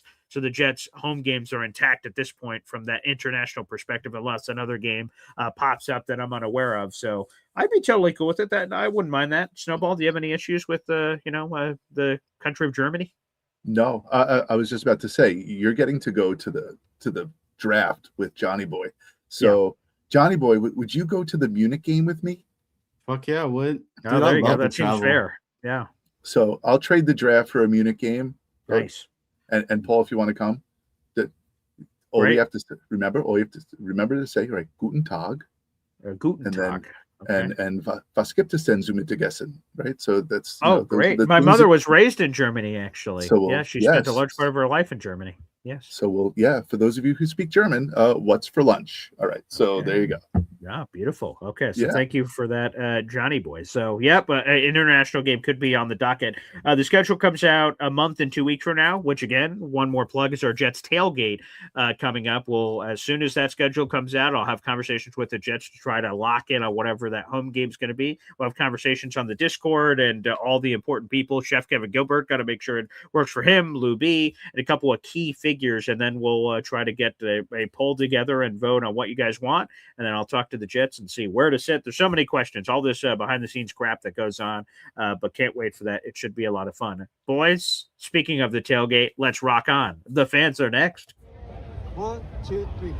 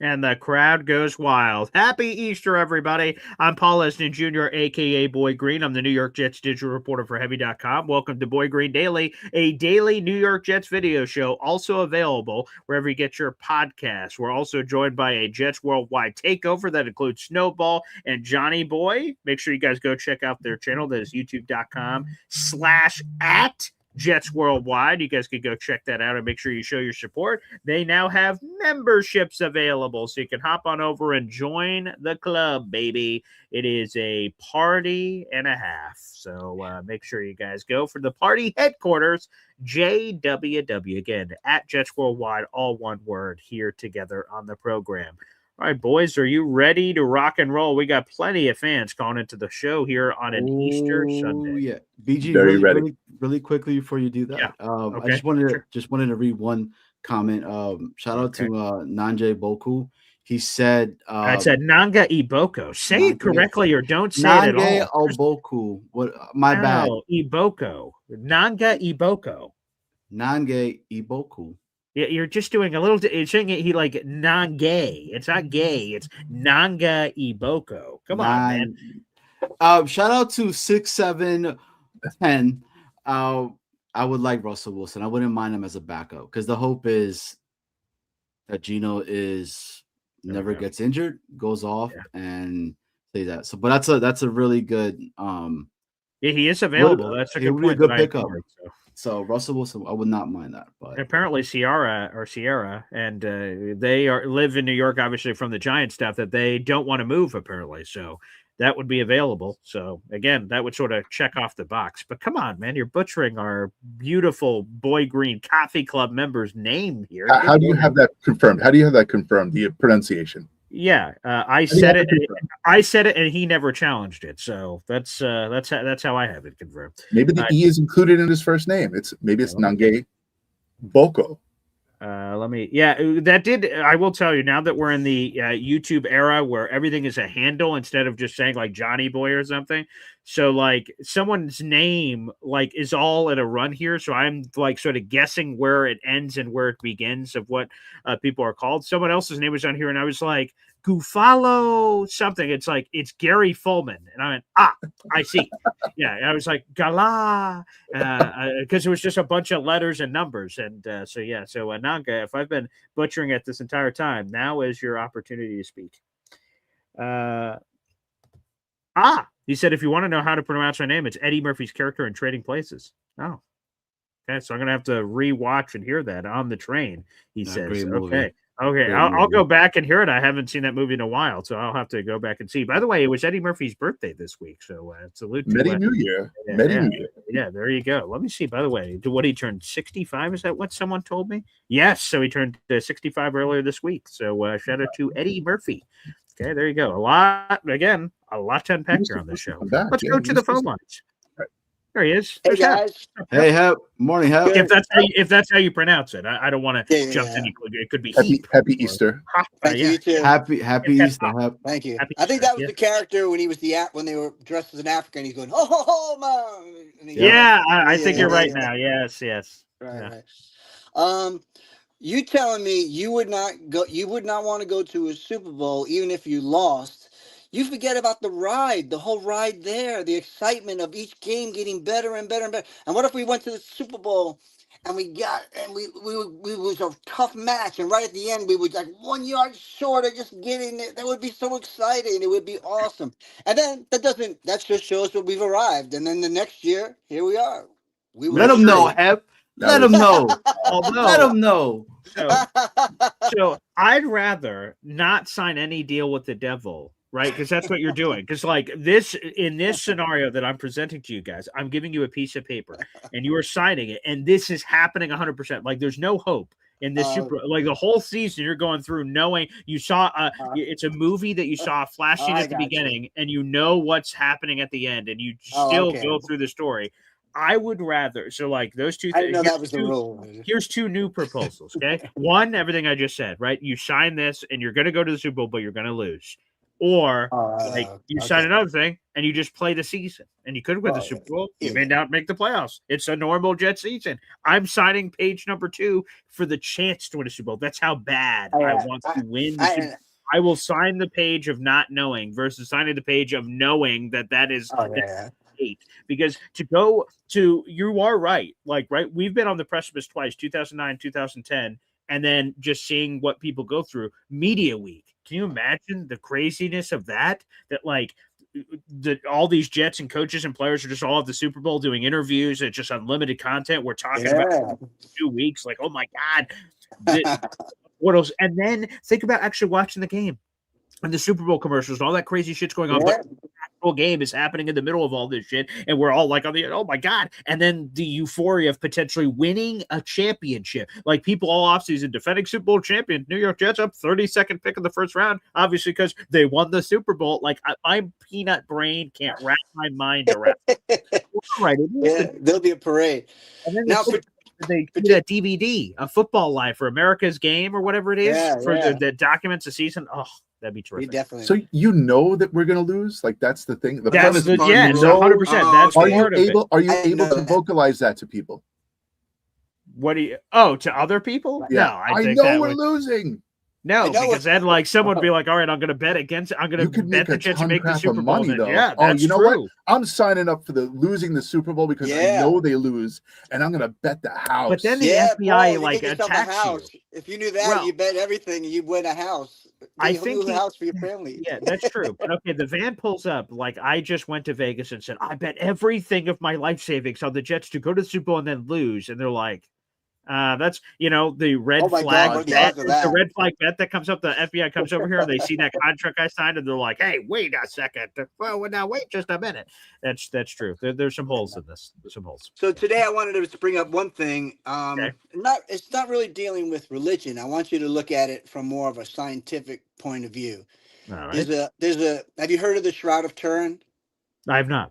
Yes. Okay, Shroud of Turin was discovered a long time ago. They thought it was made in the Middle Ages. They thought it was like maybe possibly Leonardo da Vinci had done it, because what it was it was just a big cloth, a burial cloth, and there's very faint things on it, very faint writing. So a guy asked permission to take a photograph in the early 1900s. So he took the photograph, and when he went back and he started doing the negative, he said, "Oh my God, this is a photograph." And they looked at it, and it's like a photograph of Jesus's face with the punctures on the thing. And they did a carbon dating test, but it came back from the Middle Ages, right? But the Middle Ages, there was a fire in the Middle Ages, and what happened was there was a patchwork, and they think they took a piece of cloth from that. They redid it, and they found that pollen and different things of that era were actually from the Middle East and dating back to 2,000 years around the crucifixion. Now, the thing is, there's no pigment. There's not a pigment on there. It just lays very on the surface.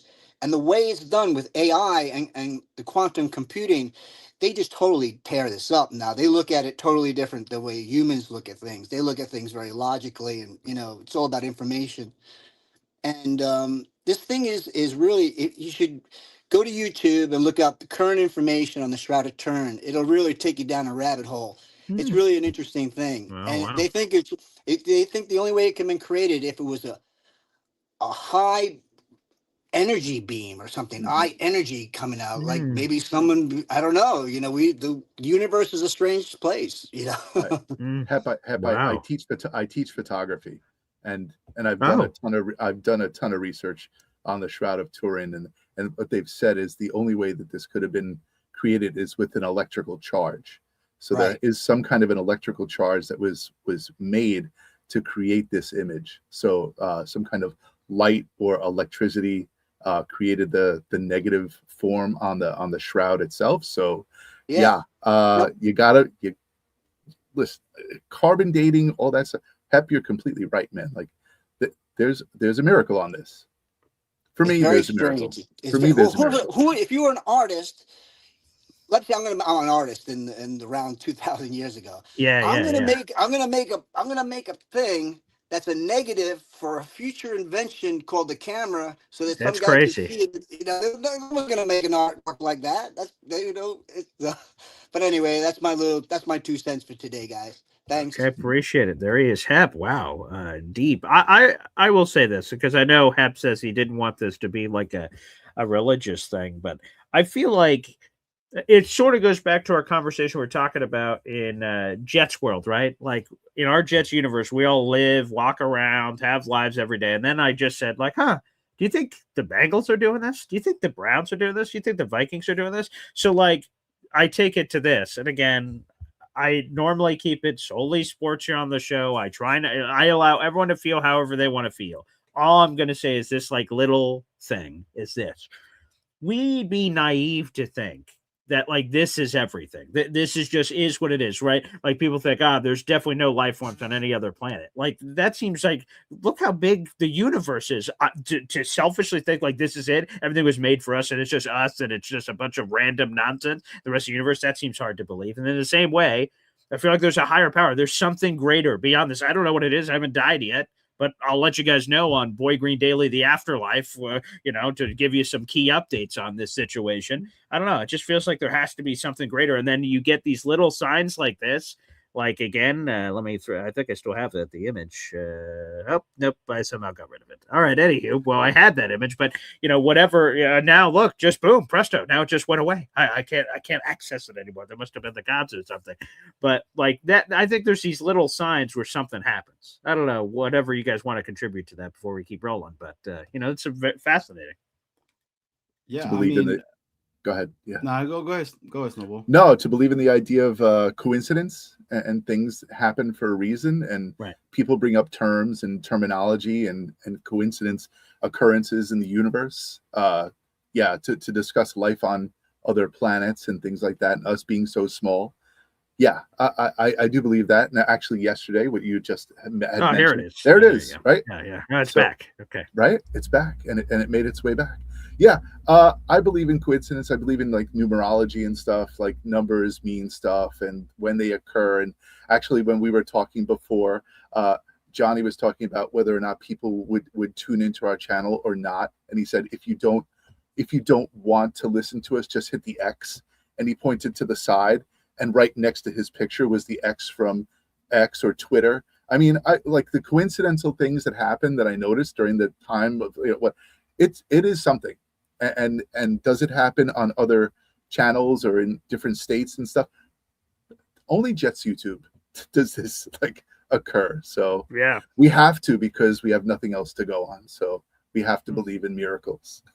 Okay, well, we'll keep going because the system is breaking from how many phone calls are coming in all at the same time. We have 10 callers here on an Easter Sunday, which is phenomenal. Thank you guys so much for joining us. And apparently, some phenomenal conversation. Shout out to Hep for that. So we will try to move with some pace here, going through some more callers here on the program. Up next, Mr. Legendary Famous Fulton. Excuse me. Good morning. Happy Easter. Happy Easter, buddy. Yes, God bless. Happy Easter. And Jesus is risen from the dead. That he has. Blessed be he. Yep. So what you guys doing for your Easter Sunday today? I think Johnny said it earlier, like, shout out to my fiance. She set up all the Easter baskets in the house. The eggs are all over the place for the kids to find. So that all is ready whenever the kids wake up. So that'll be nice. Our normal restaurant we go to was closed today, so I took them out to that restaurant last night, the diner, to have dinner. So we'll have food here at the house. So a lot of family time, which will be good. I always have Jets work. It's always 7 days a week, but I'll try to hide it in between some of the Easter action that's going on here. But family time, which should be, for everyone, hopefully. Yep, exactly. I got a question for you guys. What is your favorite Easter candy that you guys love and you guys know it? Easy. Easy. The answer is 100% jelly beans. Jelly beans. Jelly beans are the easiest. Yes. Come on. All right, so I'm gonna give you guys a little bit of a tradition that is in my household. So every Easter I get cannolis, and I've been doing it since I was young. My mother used to always get me cannolis from back in the day when I was a little kid for Easter. And it stuck with me. And now I do it with my kids. And I get a whole bunch of cannolis, and I have them here for the kids in the morning to eat, and we all share it together as well. I mean, everybody gets their own cannolis, of course. Yeah, right. But it's completely like off field. And look, and this is straight up cannolis. None of the whole like mixed in with any kind of like chocolate, or it's just straight regular powdered sugar cannoli style. So, yeah, that's okay. Beautiful. Yeah, jelly beans is definitely the worst answer I've ever heard. I want everyone to have their own opinions, but that's a terrible answer. It's definitely Reese's, and I would say the chocolate, the peanut butter is terrific. And I will say this: I'm not normally a sweets guy. I Same definitely, I get fat from all kinds of other things like fried foods, but like sweets, I don't eat a lot. But I love a Reese's, and so I have it so infrequently. If my fiance did any surprise for him, if there's any Reese's eggs up there, I'm going to make some bad boy decisions earlier. So those will be delicious. Wrong. Please do tell. Wrong. You can have Reese's any day of the week. You can have cannolis any day of the week. Jelly beans are Easter. Jelly beans are Easter. You can have any Reese's at any time. They're shaped. They're shaped Reese's. They're seasonal. Oh, good. Oh, let's have spaghetti. Let's have penne. Let's have whatever. Orzo. It's pasta, dude. It doesn't matter. Jelly beans are Easter. Peeps are Easter. Okay. Oh, Peeps are disgusting. What a terrible texture. I didn't say Peeps. Like, I mean, it is. It feels like I'm like on Fear Factor when I try to eat a Peep and I put it in my mouth. The texture, I'm like, whoop, whoop, whoop. You guys are not gonna want to hear the flavoring of jelly beans that I like because my wife thinks I'm a weirdo. It's the licorice. I'm like the only one that eats the licorice. Come on, that's gross, man. Dude, they're really good. No. What's your favorite? What, Mr. Famous Fulton? What's your favorite? Well, mine is M&M's. That's what kind? Favorites. Wait, what kind? Well, the new flavors I've been trying. Like what? Easter. Well, there was let's see. There was one called chocolate cupcake M&M's. Whoa. Wow, and then there was another one called lemon McGrun or something, like lemon pie or something. Okay. Ooh, right. lemon lemon meringue? Yes, that's the one. Oh, okay. Nice. And then we also have cinnamon roll M&M's. Cool. Cinnamon roll M&M's. I've never heard of that one before. I'm normally just a peanut M&M guy. Like those are very tasty. I like peanut M&M's, but okay.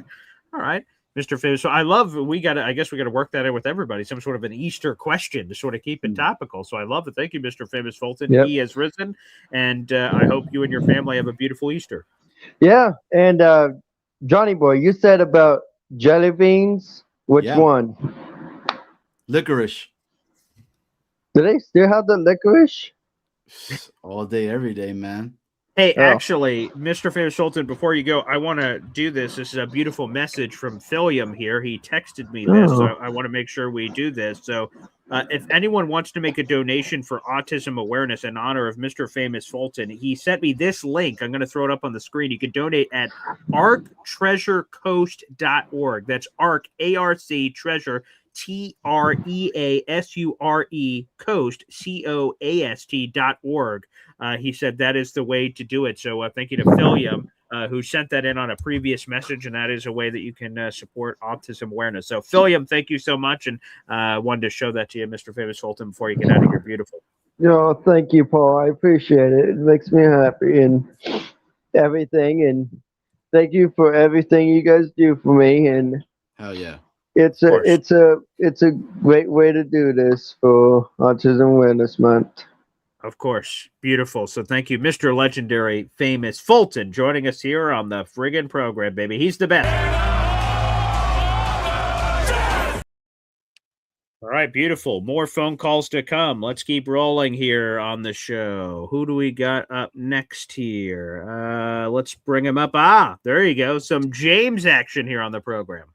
James. Gentlemen, happy Easter. Happy Easter to you, your whole family. God bless all of us, man. Christ is King, and without Him, there's nothing. As for me, without Christ, there's nothing. But I have a couple of qualms. What did you say about a jelly bean? You like licorice jelly beans? Yeah, I do. Disgusting. Yeah. Johnny boy, what? You're stepping up on black jelly beans. Is that like an Ecuadorian thing or like what is that? Hey, What is that? So licorice That's is disgusting. so fucking nasty. well, look, It is so nasty. It is 100% true. I come from a big family, like a really big family. So do I. I'm Italian. I Right? come from a So- huge family. I got cousins upon cousins upon cousins and uncles. So you're gonna relate to it. So Yeah. when Jelly Beans was around, there's a whole bunch of us, and all the jelly beans would get taken quick, right? And for some reason, they were always there, and I was young. Yeah, because they I- suck.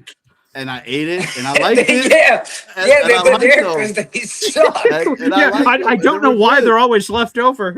I don't know, detective on the case. Because they're terrible, man. That's why they're always left. And then So and then what? when I- So and what? then- You waited for all the kids to dig into the cherry and the strawberry and watermelon and all this, and then you decided, you know what? I'm gonna dip into this licorice jelly bean. Yeah. Is that how that That's went? exactly how it happened. How is he Damn, going to relate dog. to that? That's the most ridiculous thing I've ever heard. That's insane. Well, Snowball. and then What Jaeger bombs. Snowball? What's your jelly bean? Dude, What's your jelly bean of choice? listen. I'm old school. I'm older than all of you. Licorice kicks ass, by the way, right? So the black jelly beans come. Okay, your breath is awesome after a black jelly bean, right? It is like beautiful black jelly. What do you mean your breath? You kiss your wife after you eat a licorice jelly bean? It smells like. Have you ever had? Okay, you're Italian, right? You're Yes. Italian. So Yes. on the table during a holiday, what do they put on the? No, if you're real Italian, okay, what? do they put- Sambuca. No, not sambuca. What's the vegetable that they put on the table? If you're real Italian? Finocchia. Yes, finocchio. So you put finocchio on the table. What does that do? What does it do? It's licorice. It cleanses It's your licorice. palate. But you It's- know what I do with that? So what What? I do with that is I cut a nice little sliver and I put some nice sea salt on it. Okay. And that brings out more of the flavor. All right. So you eat licorice. You eat the base. Yeah, of- but I can't eat the you jelly bean, Snowball. I can't. What? I okay, can't do the let's- jelly let's beans. not have sweet finocchio. Okay, whatever. But whatever. also, Snowball. So you say you're Yes. older than all of us, and you're pulling out the seniority card here, all right? Yeah, And you said, "Hey, yeah. man, I used to go to the store and get licorice." Like what? I When there did was with my two grandmother. choices, when it was Yes, like, "Hey, it was licorice red or a licorice rock?" black, Like, come on. red licorice or black Like- licorice, or you walked out the room. That's it. You know, that was the choice, right? So Really? which licorice Yo, do you want? I would have walked out of the room. And- Yeah, I would have said, "See you guys later. I'm not interested." Yeah, I'll It's wait not till quiet, you it's- invent something else. Yeah, And I dude, understand. and quiet. no, Right. and look, and I used to have all the jelly beans. Nobody would mess with my jelly Hold beans on. or nothing No, like that. So- Johnny boy, nobody fucked with your jelly beans. 'cause you're Exactly, eating licorice. exactly. Okay. Even better for me. Can I ask you, Paul? Sure. That's great. Where do you But boys, stand on the boys, experimentation of? all right. of- boys, let's talk Yeah, Jets go ahead, really. go ahead, Let's yeah. talk Jets quick. All right, let's talk Jets quick. Yes, of course. If we can get, I'm just the more and more I do my little research. Yeah. Arvell Reese and Sonny Styles. Are you kidding me? What would that defense look like? That would be insane. With DeMario Davis, with both of them, with Will McDonald coming off the edge, with Tremont Sweat just eating guys up in the middle. Don't sleep on Harrison Phillips, right? Because I think he had a sleeper year last year. I think he's gonna awake this year. I think he's a leader on the team. Okay. I think he's got a leader mentality, and I think he's gonna add to the defensive. This defensive line room with Carl Dunbar, it's gonna be no joke. It's gonna be no joke. Sure. And if you have these guys running around in the middle, there could be something special, boys. It could be something really special. That's And exciting. what's your take on it? Hey James, I did want to say that really quickly before I forget it. I did think about you the other day when they spoke about Mason Taylor, because you've been on the Mason. I've been on for a Mason while, Taylor, for and a I'm going to while. stay on Mason Taylor. He's the real deal, guys.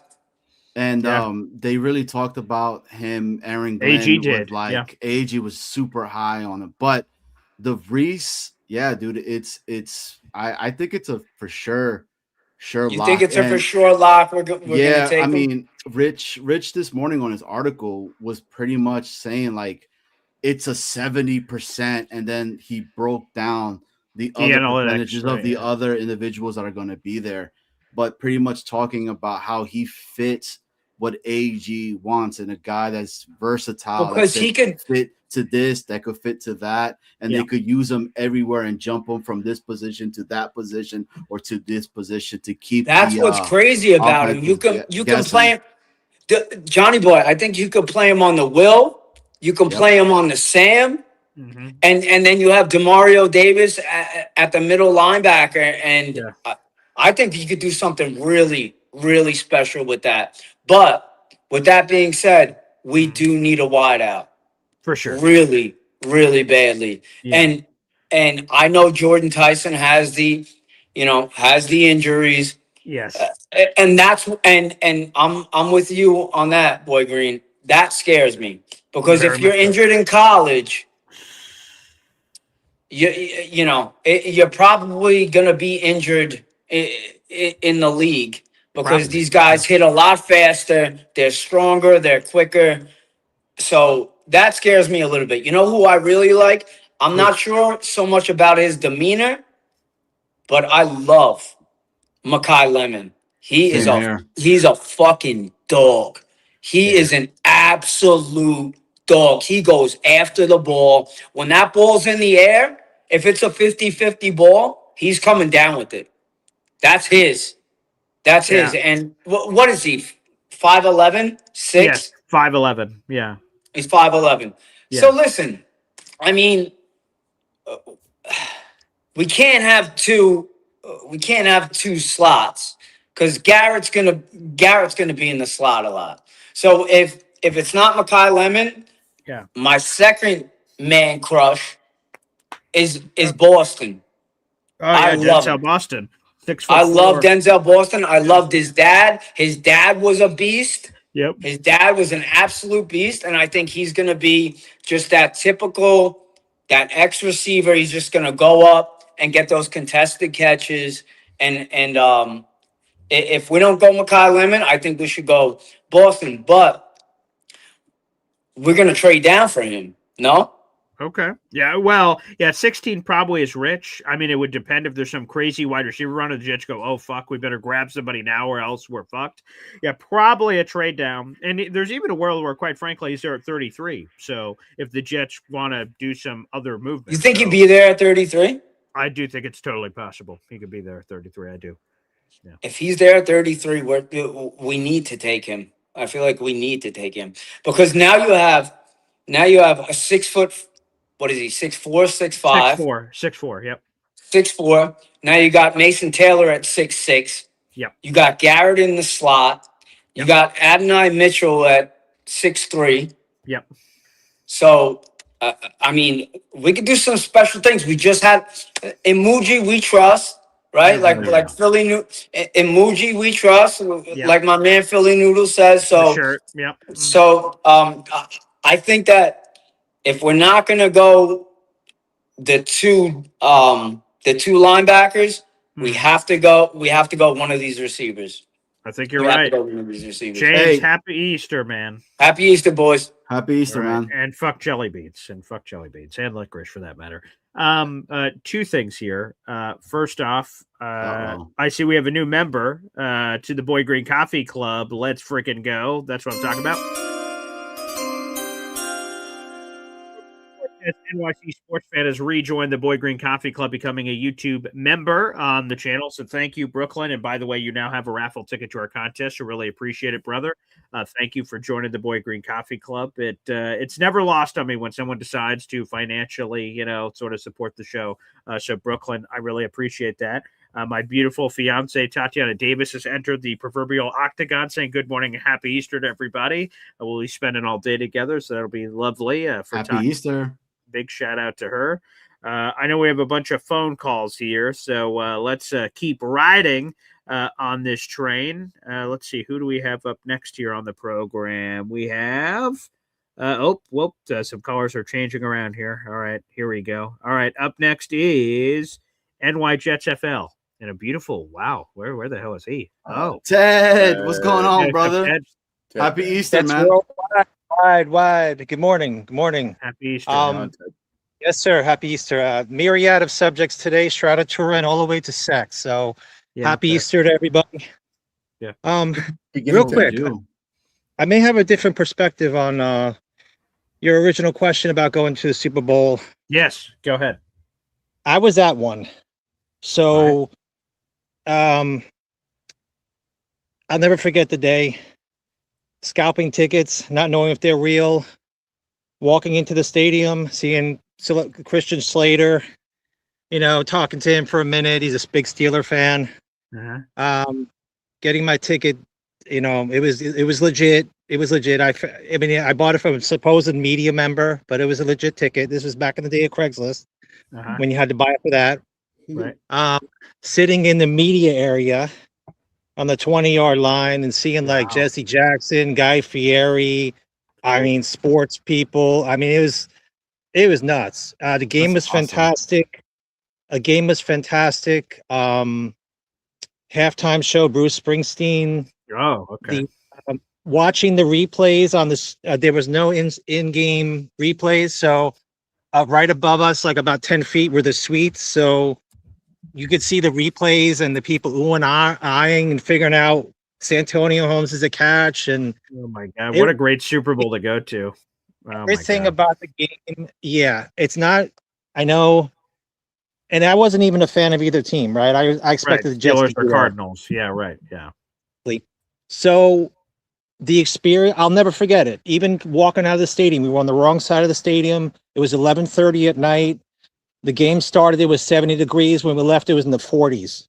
Oh, yeah. Everyone was trying to get out of there. It was like 11:30. It was one of the longest Super Bowls.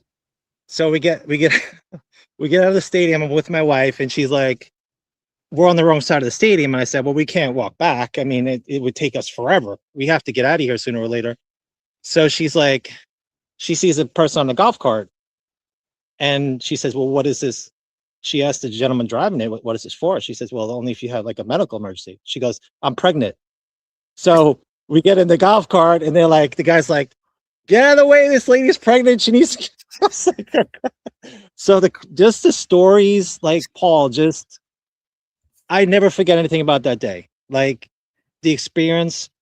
It's different now because I think ticket prices are almost out of reach. Oh my God. Oh yeah. I've seen some of the things. That's like insane. Yeah. Yeah. I paid $1,000 for a second level ticket the day of the game. Like at 11 o'clock in the morning, I was that told. For both of you guys?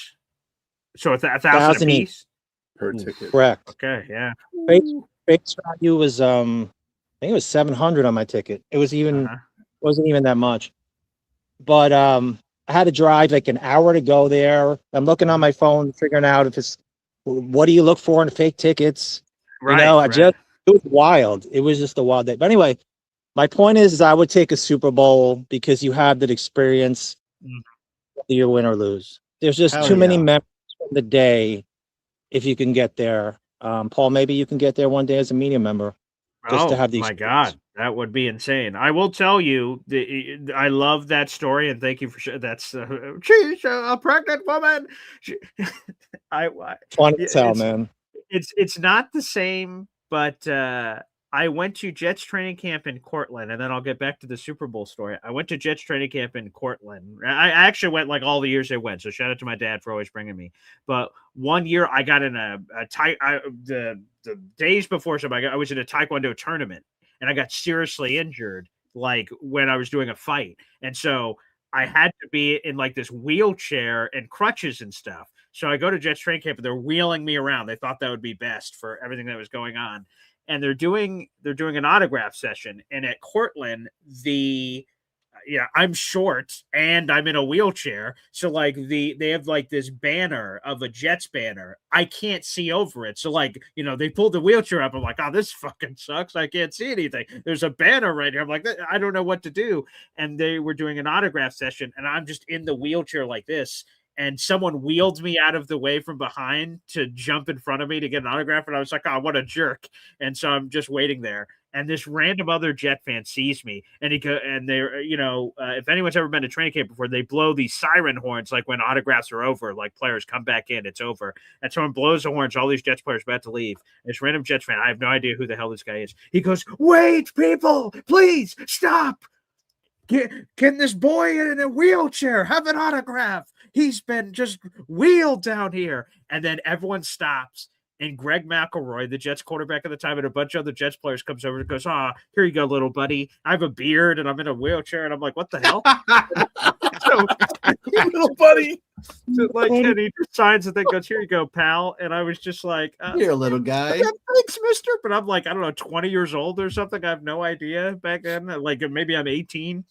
You're a little man. I'll never forget that guy who just went, please wait, everyone stop. This guy in the wheelchair, so please sign something for him. Like I was like a Make-A-Wish kid or something. And I was just like, and then Greg McElroy stopped in his track, turned around and went, yeah, here you go, little guy. And I was just like, what the hell? And I didn't say anything. Like it wasn't I didn't do anything. So that's crazy. But anywho, the Super Bowl story. My former radio partner that I used to do, his name's Bud Pollock, when he was a columnist forever. He used to be in San Diego, and then he was here in Syracuse for a long time.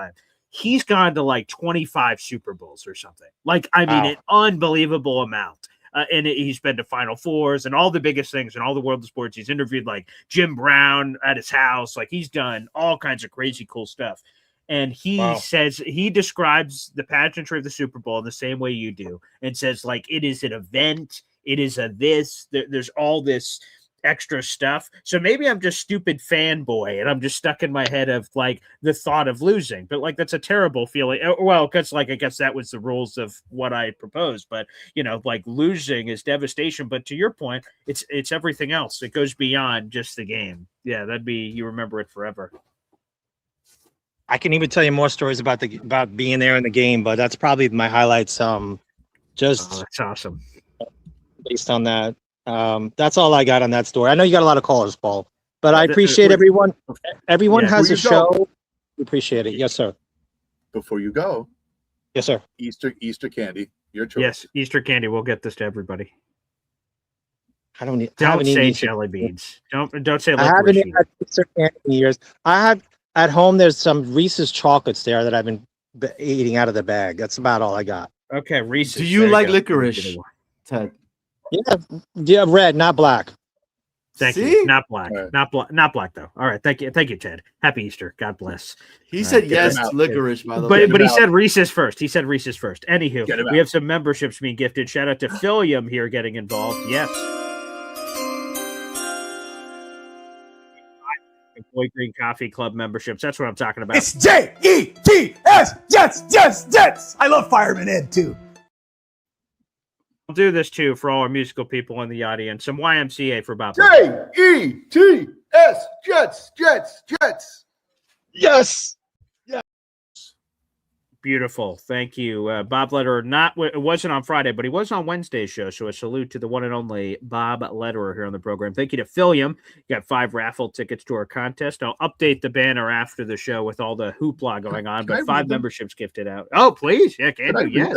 Yeah, please. I would love to read them. Oh, great. I didn't want to put that on you guys. I thought about it, but I said, but go ahead. And those 5 memberships donated by Phil go to Cincy Matt 513, Jetly FE 04073, Jake Smith 513, and Heart of Sports, as well as Top Gun Jets fan. Nice. All right. Beautiful. All right. We'll start getting in that rhythm. My father always likes reading them when he's a guest on the show. So phenomenal. Thank you. Great reading skills there. Snowball. We have over 300 people in the room, folks. Make sure you guys like the video, hit subscribe. I can't believe 300 people on their Easter are choosing to spend it here on Boy Green Daily. That is a blessing and a half. Yeah. And Phil says, can you please give them to Indy? Oh, wow. Oh, I missed that. Okay, let me add that to Indy's. And Indy is now at 9 raffle tickets. He's in first place in our contest. Very touching from Philium. So thank you. Let me update that. Well, actually, I'll do this, Philium. I'll still count the 5 for you, and I'll count those for Indy. So thank you for your gesture. You didn't know that when you did it, but we're going to give you your 5, Philium, and Indy will get a 5. So we'll double dip on those. That's very kind. Thank you, Philium, for that. So Indy is at 9, and Philium, you still have 5 for our contest. All right, let's keep rolling. Up next, Kyle Clefton here on the show. Who also loves licorice. No, he doesn't. I do. I actually, I was just going to say that the jelly beans I go for are usually the black, the white, and the purples and the pinks. So that's why he's number one, baby. That's why he's number one. Yeah, that's why he's the number 1 seed, I guess. Hey, wow. 2 words for everybody. Suck it. Okay. Yeah, but all right. I will also all right, Kyle. say So what the hell else do you want, Kyle?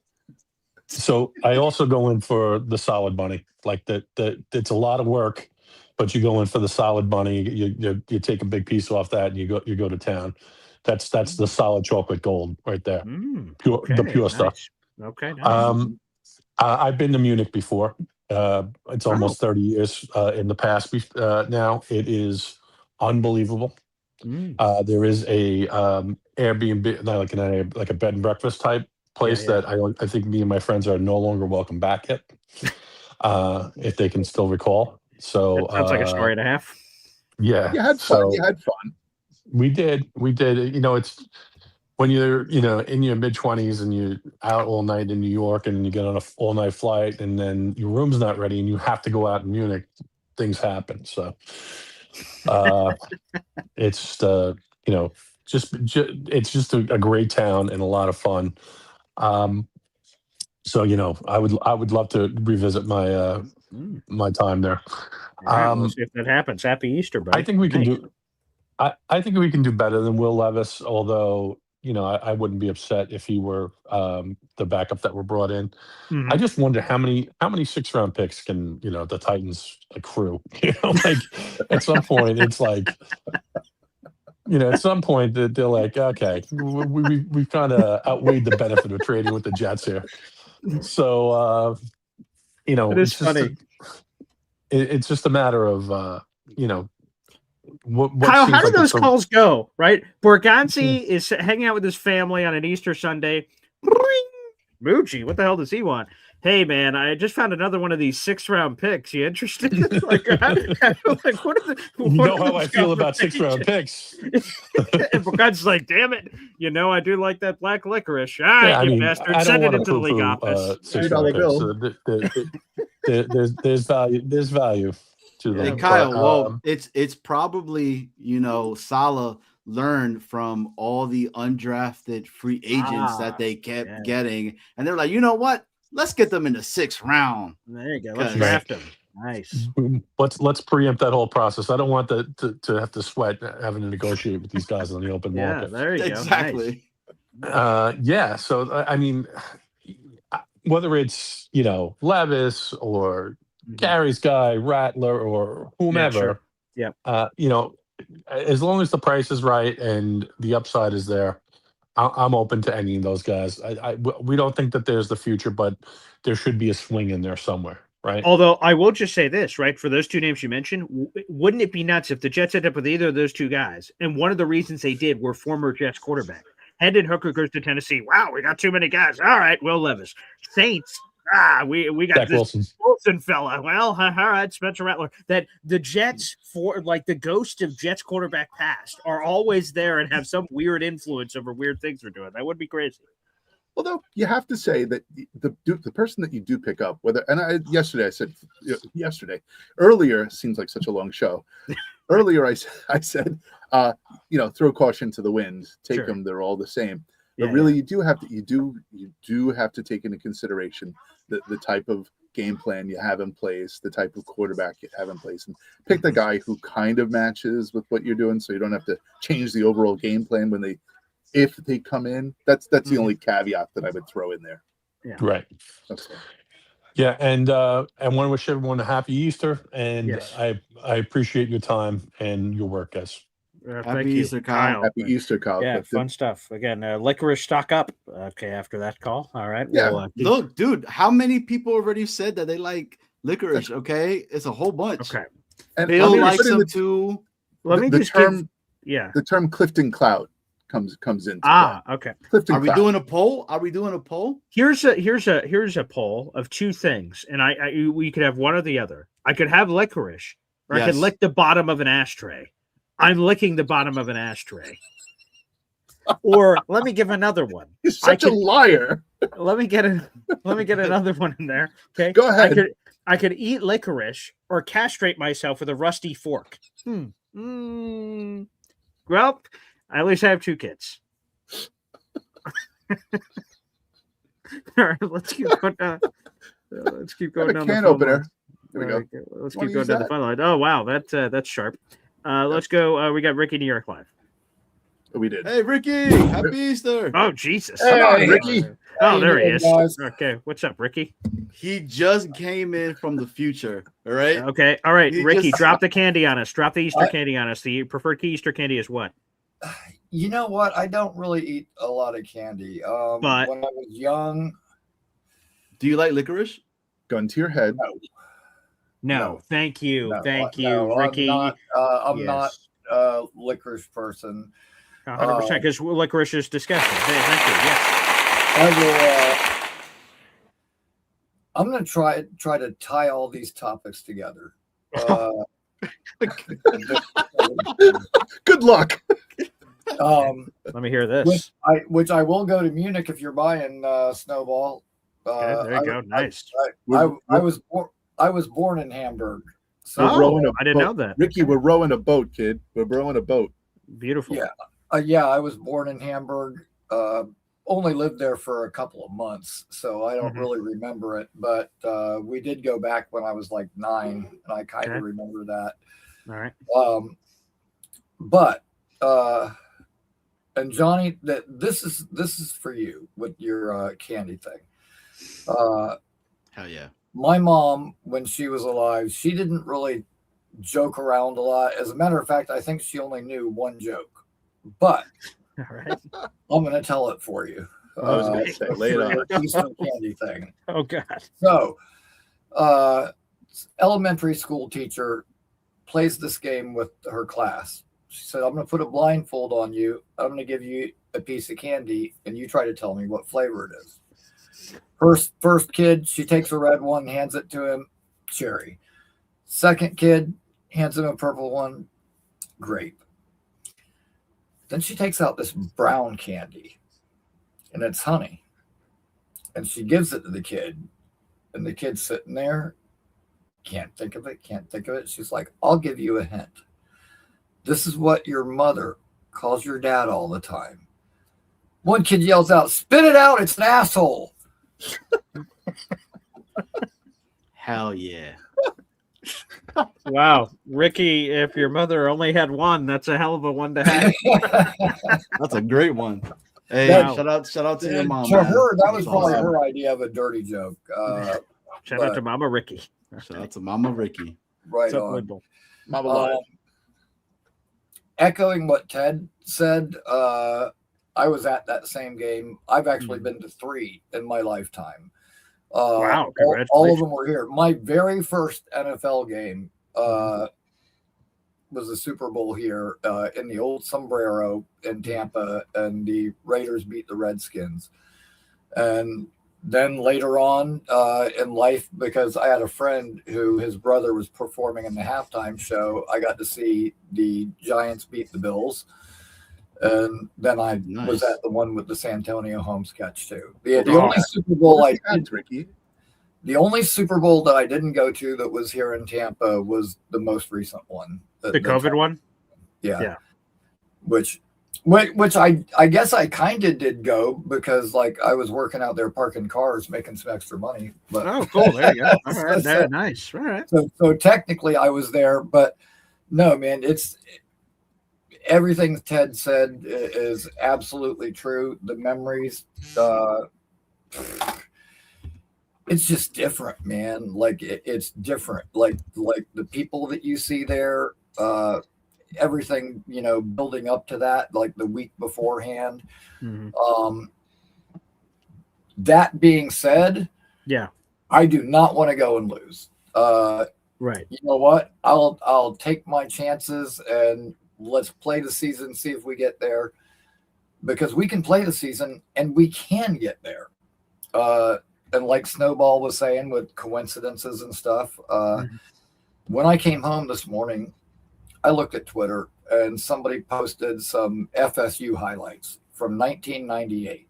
Ooh. Lavernius Coles, 5 catches, 120 yards, and a touchdown. And I'm like, hell yeah, Lavernius Coles. And I'm like, 98. Oh, you know what? 98 was a good year. It was a good year. Dude, that was one of our Super Bowl years. We would have beaten the shit out of the Falcons. Yeah, the year that the Buccaneers embarrassed the Raiders should have been another year that we should have went to the Super Bowl. We damn sure would have put up a better fight against Tampa than the Raiders did. Right, yeah. Gruden knowing all their plays and his former players but dude, like, we all remember in recent history that game when we played Kansas City and Jermaine was getting held. Week 4, 2023. Like against the Raiders in the playoffs, our guys were getting held just like that. And I got to watch old ass Charlie Garner run all the way down the field and the ref don't call it and let him score and knocked us out of the friggin' playoffs. We should have been in that Super Bowl with Tampa that year. Didn't they do, Ricky, or Paul, didn't they do some kind of tribute to like Rod Woodson or something? Didn't they like interrupt the game? What was that game? Yeah, you know what? Yeah, I think it was like an extended halftime thing. Yes. They did kind of really drag it out and break the momentum. Yeah, right. They did. That was a momentum shifter. And as well as 2010, Of course. I mean,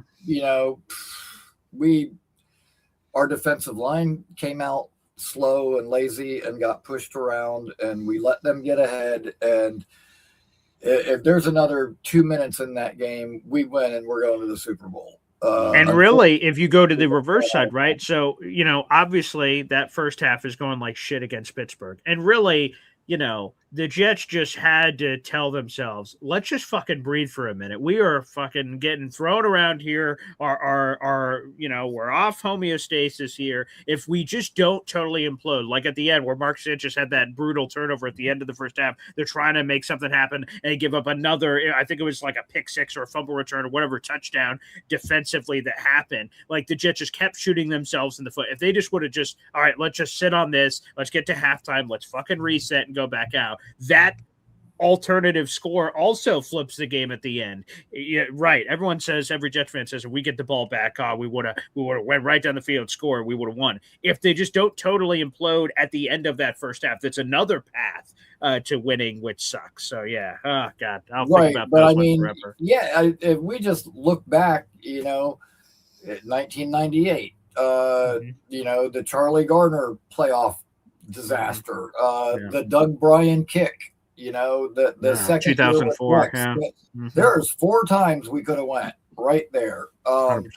And like I like to try to remind people, when they start really getting on Woody and the playoff drought and everything else, dude, when Woody bought the team, playoffs 6 out of the first 10 years, he was winning. Most people would take that, and you know what? Aaron Glenn was around for a lot of that and saw it in person, up close and personal. He knows what a draft can do when you got all those picks because he saw it with Abraham and Ellis and Pennington and Anthony Beck and later Lavernius Coles. And you know what? I think we can repeat something like that. Like that type of a draft. And dude, I'm ready for this thing to get turned around. One last word. And, yes, sir. This was one of my picks in my mock the other day, but okay, thinking about Aaron Glenn when he first got here, and talking about speed. Like, you can't coach speed, you can't teach it. Like, guys either have it or they don't, and how much that can change a game.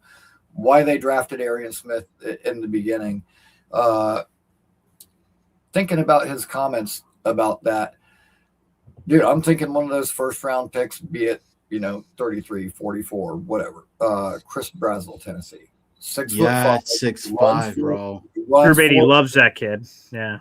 Oh my goodness. Yeah, like that could be like our Jamison Williams to Garrett's St. Brown, using the Detroit analogy. But yeah, that guy's got some game-changing speed, and I actually double dipped, and at 103 I took Deion Burks from Oklahoma, who's like a slot guy, but real physical and can work the sideline. Like, not saying that he would be that, but it was Corbett-esque, the way that he could kind of just lean out of bounds and keep those feet in and secure those sideline balls. And man, you know what? The Jets are coming back from the dead. We're going to start turning this thing around. And you know what? Once again, for the candy people, for the non-licorice people, who makes all those peanut butter cups and peanut butter egg? Reese. Ooh, I see what you did there. All day Sweet, was Ricky. number 2. But How sweet hey, it is. man, everybody have a great Easter. I'm actually going to sleep because I got to be back at work at 6 o'clock. But I just got here and time to do a it vicious all over. cycle. Well, thank you, Ricky. You're the best, baby. Ricky New York Live. Yeah, Ricky New York Live. Make sure you guys put it all together. All right, we have a bunch of callers left. Here's what we're going to do, because my kids are now awake. I can hear them stirring, and I'm sure Easter happenings are coming. It gets me so emotional. I want to make sure I get to everybody here, so we're going to start firing through people because I don't want to miss anybody. So let's keep rolling here. Up next on the list, Badshaw. Whoa! Oh wait, come on! Okay. He is risen. What's up? Someone's risen. Wow. I am risen. Yeah. Good morning. And I also wanted to show something. I wanted to show something to the coffee club. Are you sure? Because a lot of show something. Yeah. I mean, here we go. I guess. So everybody says Jesus. that I don't have lights in my bathroom. Okay. Oh, that's what. Oh, I see. Oh, Jesus. Oh, wow. Okay. That's not where I thought that was he's going. a sexy boy. Okay. Sexy boy. I'm not your boy. Do you normally sleep naked, Badshaw, or is this a special occasion? Or I think I'm the only guy that has called in more on this show naked than I have clothed. I really. Hell yeah. Actually, there's one guy. Oh my God, his name's gonna escape me. Oh my God, who's the guy that? He's gonna know. He will know himself. That calls in on the bed all the time. He called into a ton of post-game shows. The big fella. God, what's his name? Oh fella? my goodness. He was no, it's not the big fella. It's oh my God. Someone in the chat may remember who that is. I tell you this, BG, because of Badshaw, I just saw that your subscribers went up, man. Sells, wow, baby. Well, yeah, let me Hell yeah, throw Badshaw. Yeah, let me hit the refresh button, see where we're at now. Wow, we're up to 8,535 subscribers. We had an immediate surge when Badshaw came on the show. That can't be a coincidence. He is risen. Hey, if we can get to 10, I'll pan this camera down. So What? Okay. Hold on. There's a tease and a half. Snowball's like, I'm getting the heck off of here. Wow. Listen, I don't want to influence anything right now, but bam. Okay. No, Snowball, I wanted to clarify the other night when you messaged me about the mini helmet. Congratulations, by the way.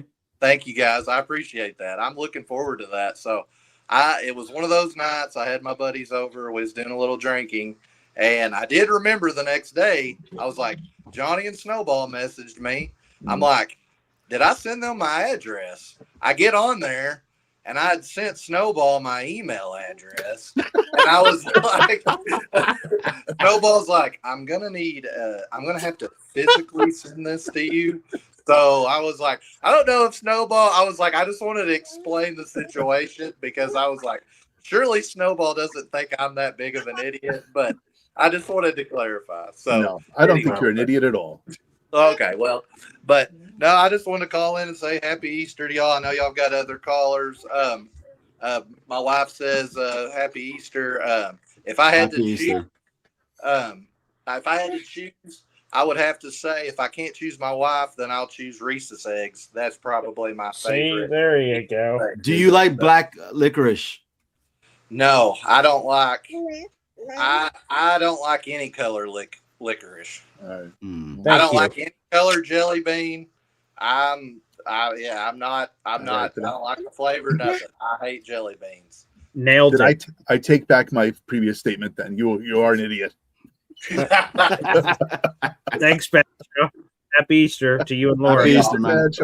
Okay, there they are. Wow, that's not where I thought that call was going. Hey, let me show you guys something. I'm like, are you sure? Let me turn the lights on. I was like, oh, I get my finger on the trigger here to eject him. Yeah. Oh, that's one way to do it, I guess. All right. Anywho, let's get some memberships here on the program. Off the show. Wow.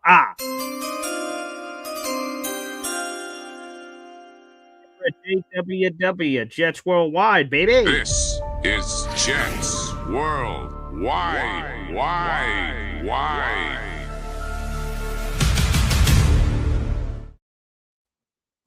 Actually, I just realized that blocked most of the subscribe on the bottom there. That's neither here nor there. JWW, do you want to read out these 5 memberships that are gifted? What a prize.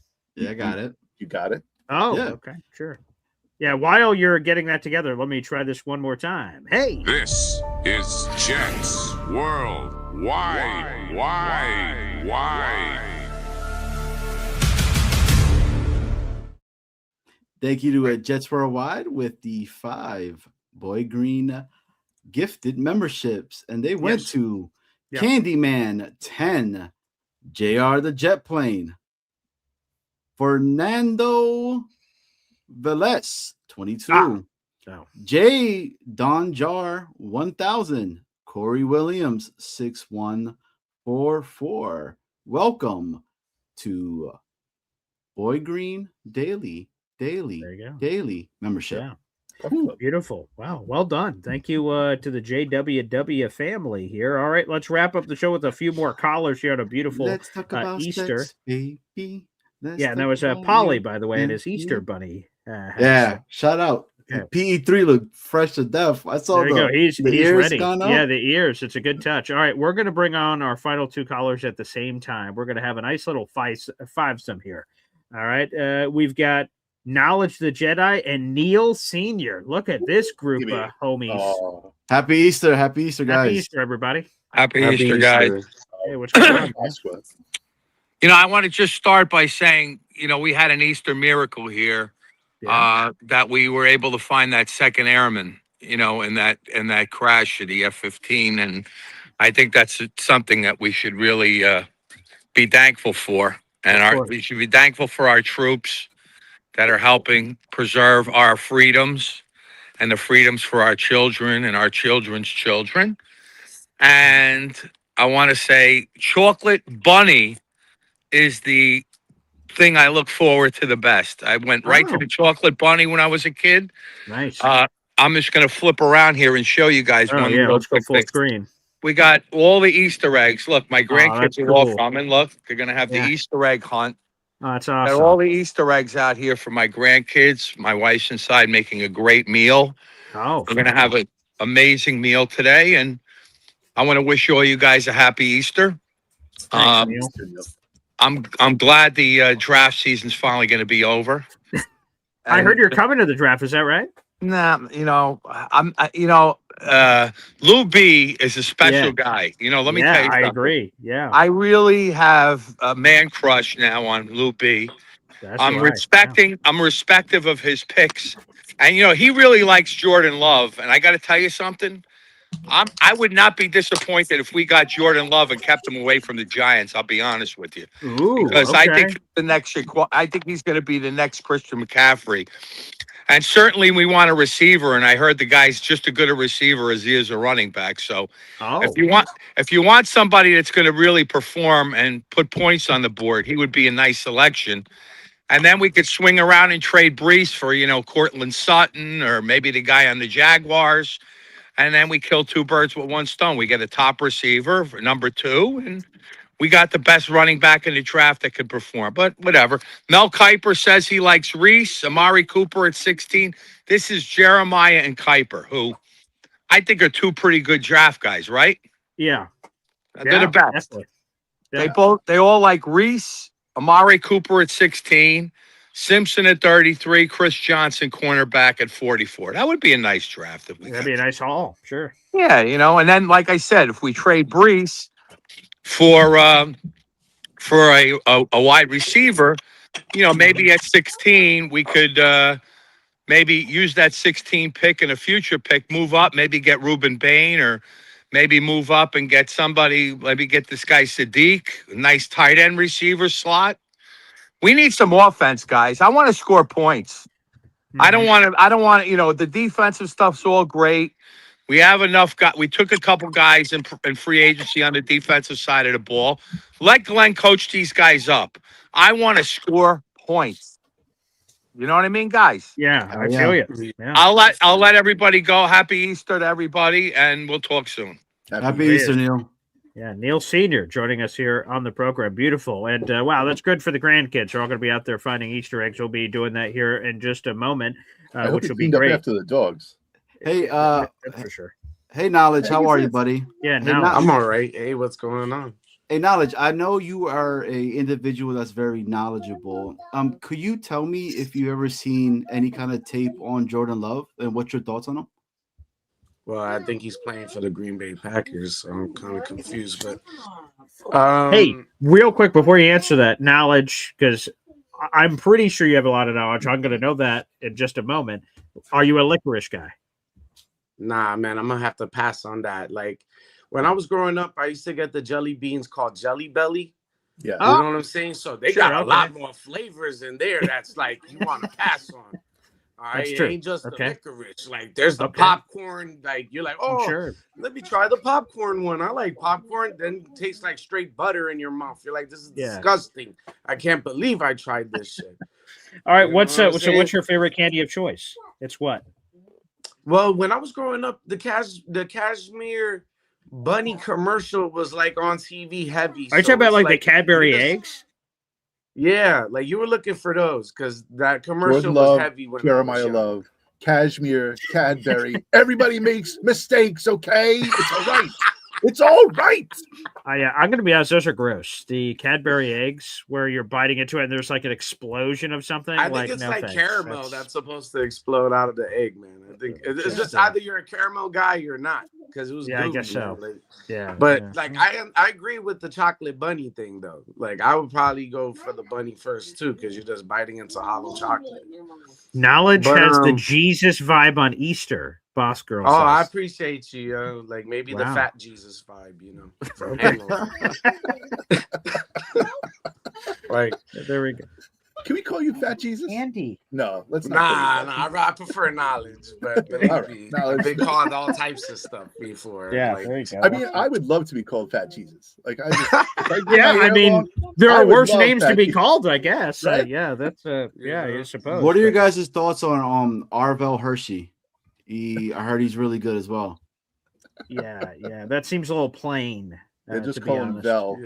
Yeah. The thing- By the way, I guess is that going to be a thing? Like at the combine, I assume that was the name he wanted to be called, but everyone went, "Yeah, screw you, buddy. We're just going to keep calling you Arvel," because no one outside of combine has called him Vel. So I guess we may need to find the answer to that, because I want to call people whatever they want to be called. So if he gets drafted and in the introductory thing, he immediately says, "Hey, I'm Vel." Okay, cool. Vel it is then. All right. Well, what was Jermaine Johnson? Maine.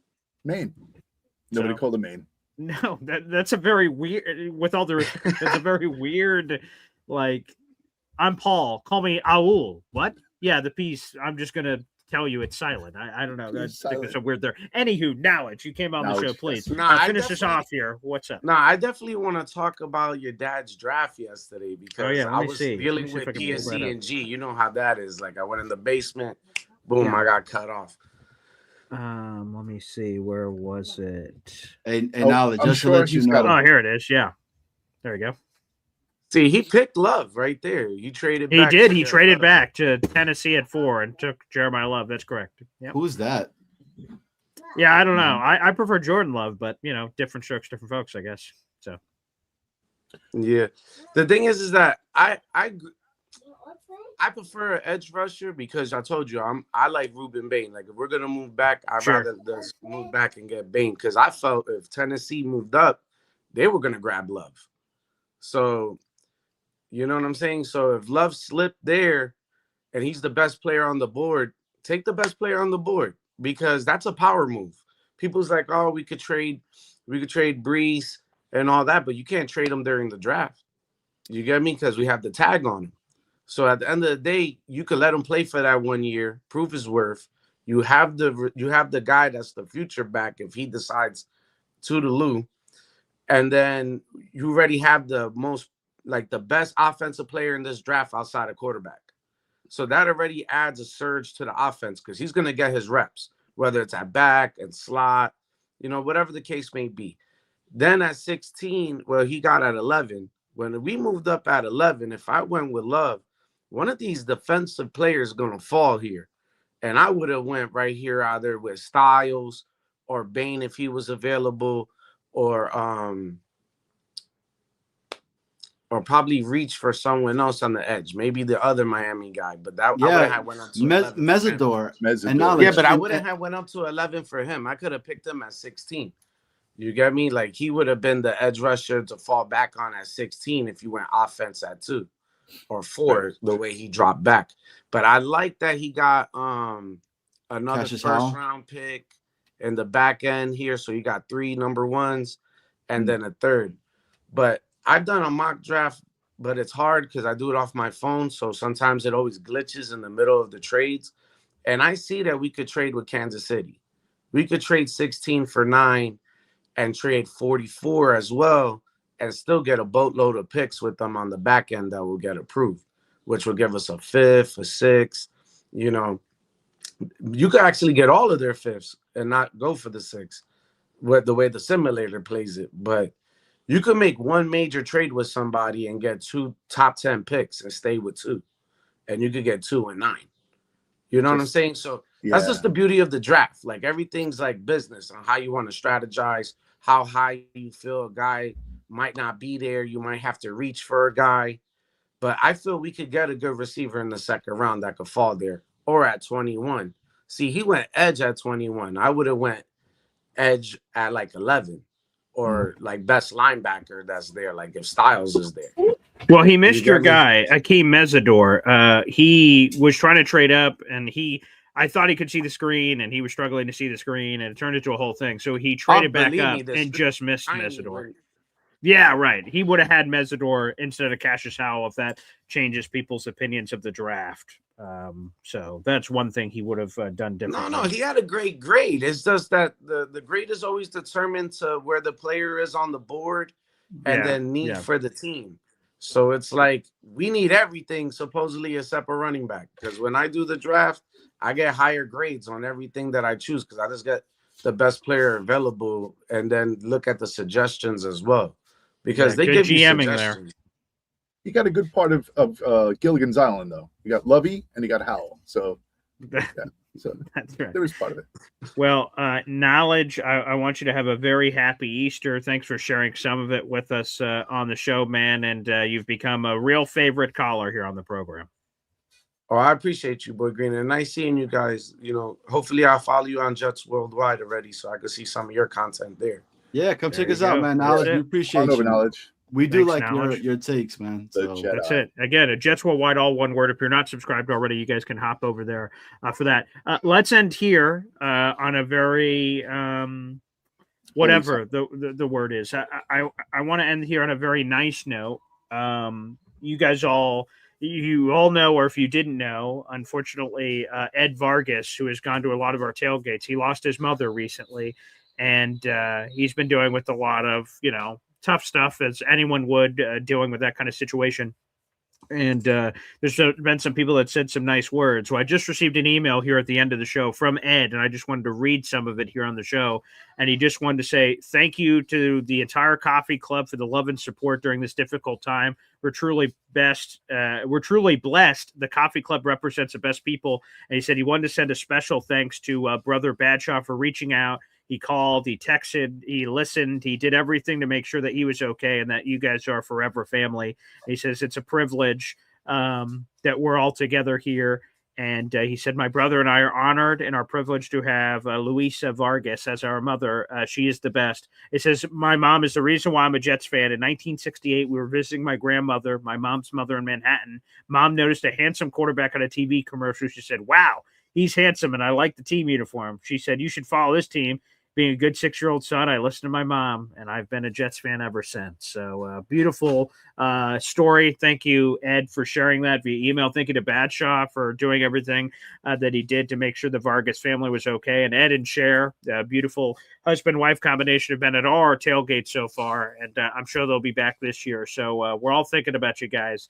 And again, happy Easter, and hopefully you guys can share some of the good memories that you had with your mother during this time with family. So, boys, man, I've said it a few times that there's been a lot to unpack here on the show, and we covered certainly a lot of ground. But I want to wish a happy Easter to both of you. Thank you guys for spending it. Johnny, I know you and Snowball, for that matter, and me, all got to run as parents to our kids here with Easter. But I want to thank everyone for joining us, and a special shout out to everyone that gifted. MFC gifted a membership. T-Town Jet, MFC 22 months as a member. Thank you. R&R Party 13 months as a member. Chef Kevin Gilbert with a $2 super chat. Brooklyn Cortez became a member. Philium gifted 5 memberships. Jets Worldwide, baby, gifted a 5-pack of membership. So terrific gifting here on the show. And this show is the gift that keeps on giving for the love of everything that's holy. So, boys, one final point. Yeah, eggs. I know we're about to do it. I promise. So any final thoughts, boys? My deepest condolences to the Vargas family. May she rest in power. To Miss Luis Vargas, a Jet fan through and through, still rocking. I say this, BG, thank you for having us on. Jets Worldwide, guys, come and check us on. Everybody have a happy Easter, and let the resurrection joy lift us from loneliness and weakness and despair to strength and beauty and happiness. So happy Easter to everybody. Yeah, I'll just reiterate what Johnny said. Like, thanks for having us on. We really appreciate it. Vargas family, deepest condolences. Tommy, obviously, just to end it on this one, right, Tommy? Of course. Rest in peace as well. Peace, thank you. If any of you have not come over to Jets Worldwide and checked this out yet, please do. We're on Friday nights, 7:30 p.m.